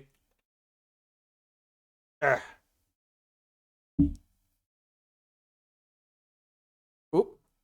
Oop. Oh, God. I think I might need a bungee for the USB-C cable on this camera. Whoop. Might be time to call some older... Yeah, I do, like, remove a few things every so often. I do remove a few items here and there every so often. I'm having trouble enunciating. Like, yeah, every so often I will look through my wish list and I'll see some with like mixed or negative reviews. I'm like, what the hell? Alright. Release calendar. Released in the last month. I don't know what it matters. I'm not buying anything right now. Although I do want to know what's coming. Ooh, what the hell is Flip Up? Oh, that's going on the wish list. Feed the reactor. Okay, that seems neat. Demon Bride additional game. What the hell is this?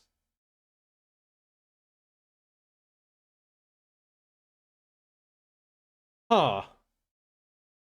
It's kind of Arc System Works-esque, but it's not an Arc Sys game. Or like SNKs. I don't know, whatever. Oldest go as far back as 2014. Yep. Yeah, yeah. It is a those are some deep depths, yeah. Oh, another Super Woden game's coming out. Craftlings. Oh, is it like Lemmings, but a craft game? Maybe. I guess that can go on the wish list. Kotama and Academy Citadel. Eh.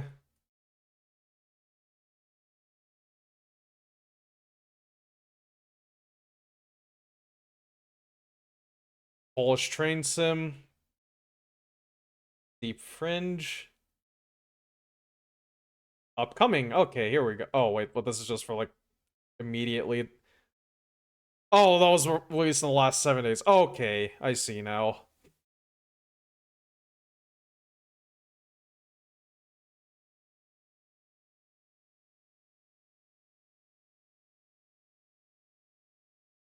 What the hell? Oh, there's like a... It's like an indie Dreamcast game coming to PC. It was a fucking homebrew Dreamcast game released in 2007. That's crazy. Okay, that's going on the wish list just cause. It's called Karus.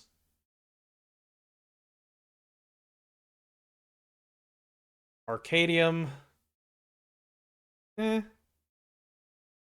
Oh, High Guard's coming out on January 26th. You guys are excited for High Guard, right? Right? Right? Right? Run Tavern Quest. Lane Split. Is that a VR game or... Mod check. Don't Stop Girly Pop comes out on the 29th.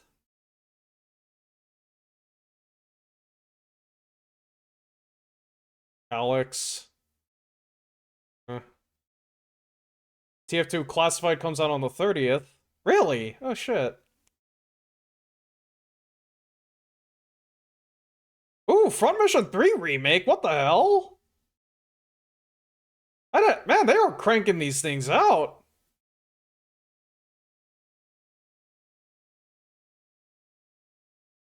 Dialogue. Interesting. That kind of reminds me of Valhalla. I might put that on the list. I'll put that on the list.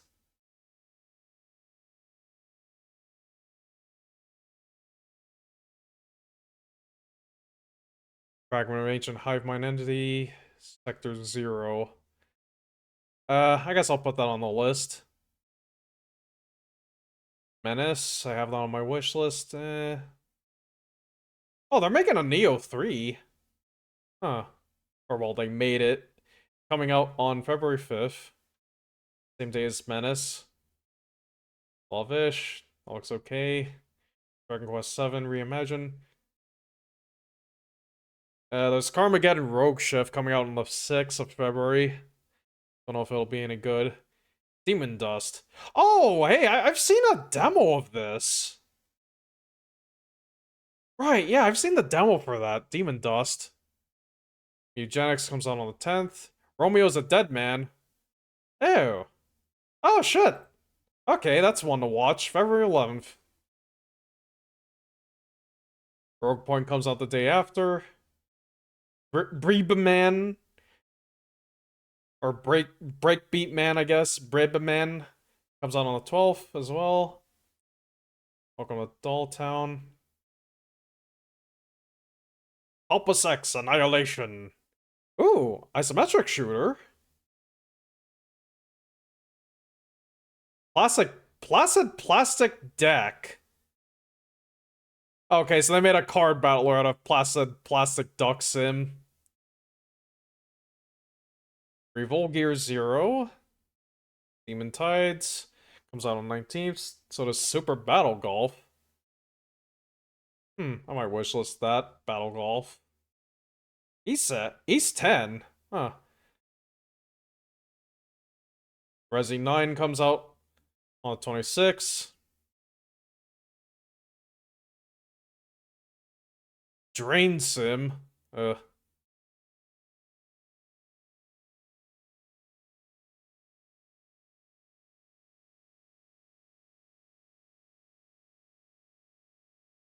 Ooh, Reptera, that looks neat.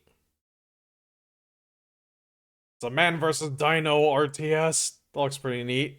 Isometric, too. Gotta keep an eye out on Eugenics. Edmund wants this one to do a little better in those last couple games. Call Lime expansion, and you know everyone on Twitch. Fatal Frame 2? Oh, Fatal Frame 2. They were making Fatal Frame? What the fuck?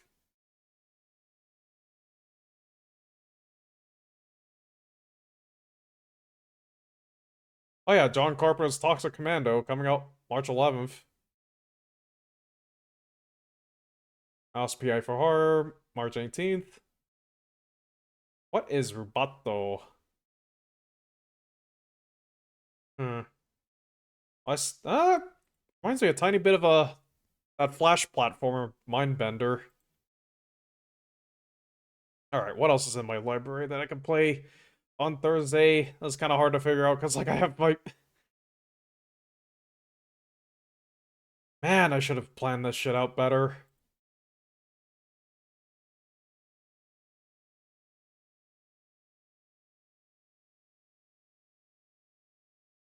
I was seeing the trailer for Car Park Capital. You've only seen one trailer for it. You're having reservations of whether or not it's even real. Real how? Is it like... Do you think it's like... AI? Car Park Capital. Oh, that looks... Oh, wait! I think I've seen this before! I think I've seen this before! I think I've seen this on, like, Itch!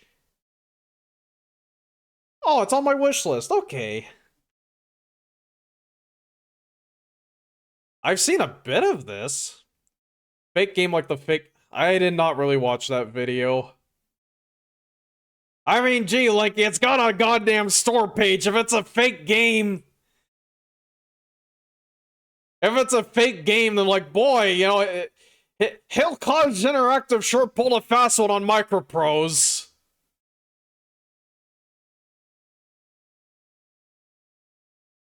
I pulled the fastest one in history. I don't know. I'm guessing it's probably real. You know, logic suggests to me the answer is yes, real. Fuck, when did that come out? I didn't read it. Oh, nah.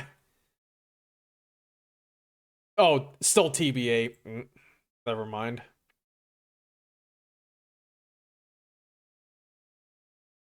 I don't know.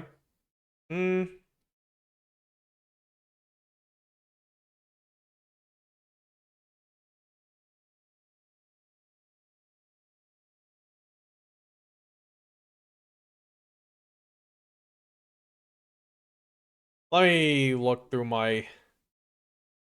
Alright, what am I in the mood for? Maybe an FPS.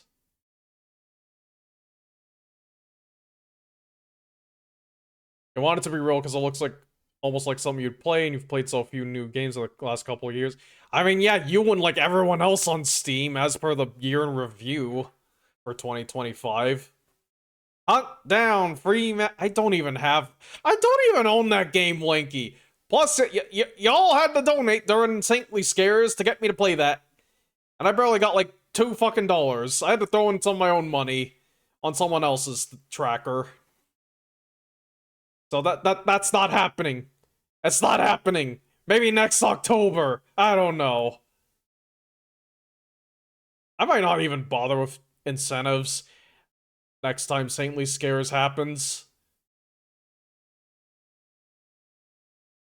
Oh! Maybe I can play Darkenstein 3D. Ah. I've also... Oh, wait, actually, you know what? Is it... I don't think it's on... I don't think it's on Steam, but... Fuck, it's not. Yeah, I do need to grow more before I can, like, even pretend to, like...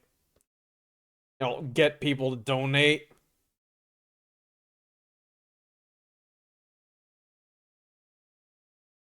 I kind of want to check out that Half-Life Diffusion mod.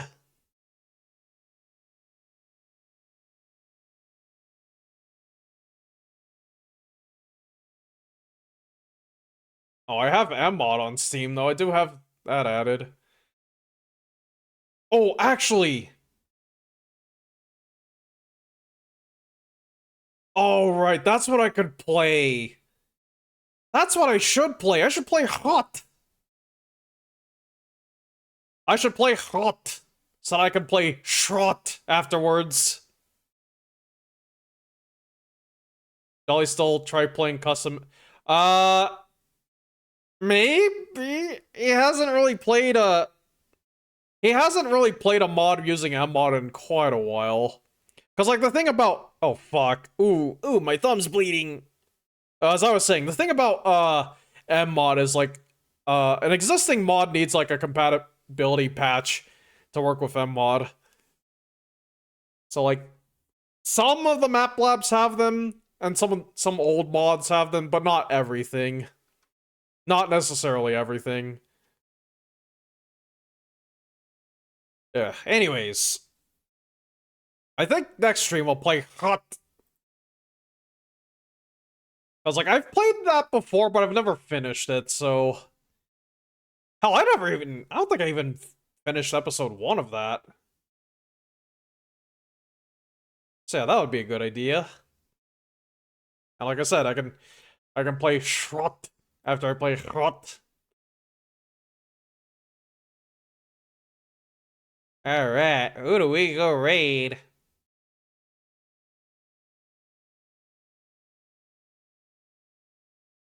Let's see who is live. Whoa.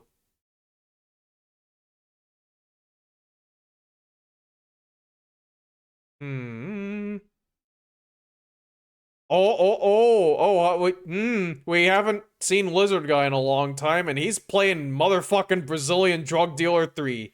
You know what? Let's do it. Yeah, I saw Cleo, but I don't know what she's planning, so...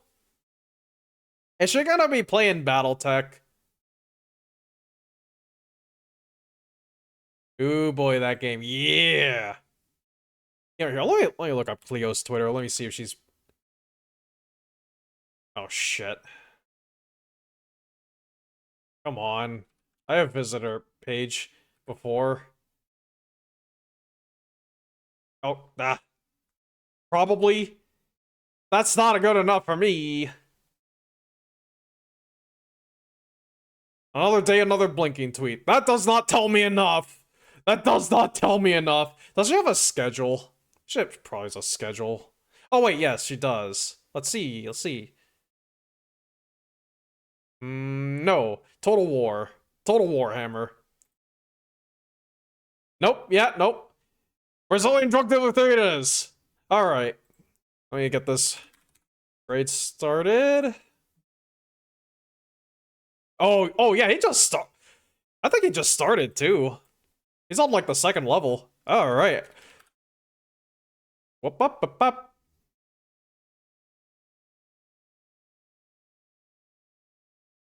Let's go, long time no see. I'll see you guys next time for hot. Those are guys playing the Brazilian FPS, but I'm gonna be playing the Czech FPS. Anyways, let's go with long time no see for a raid message. Anyways, bye-bye, y'all. Thank you all for tuning in.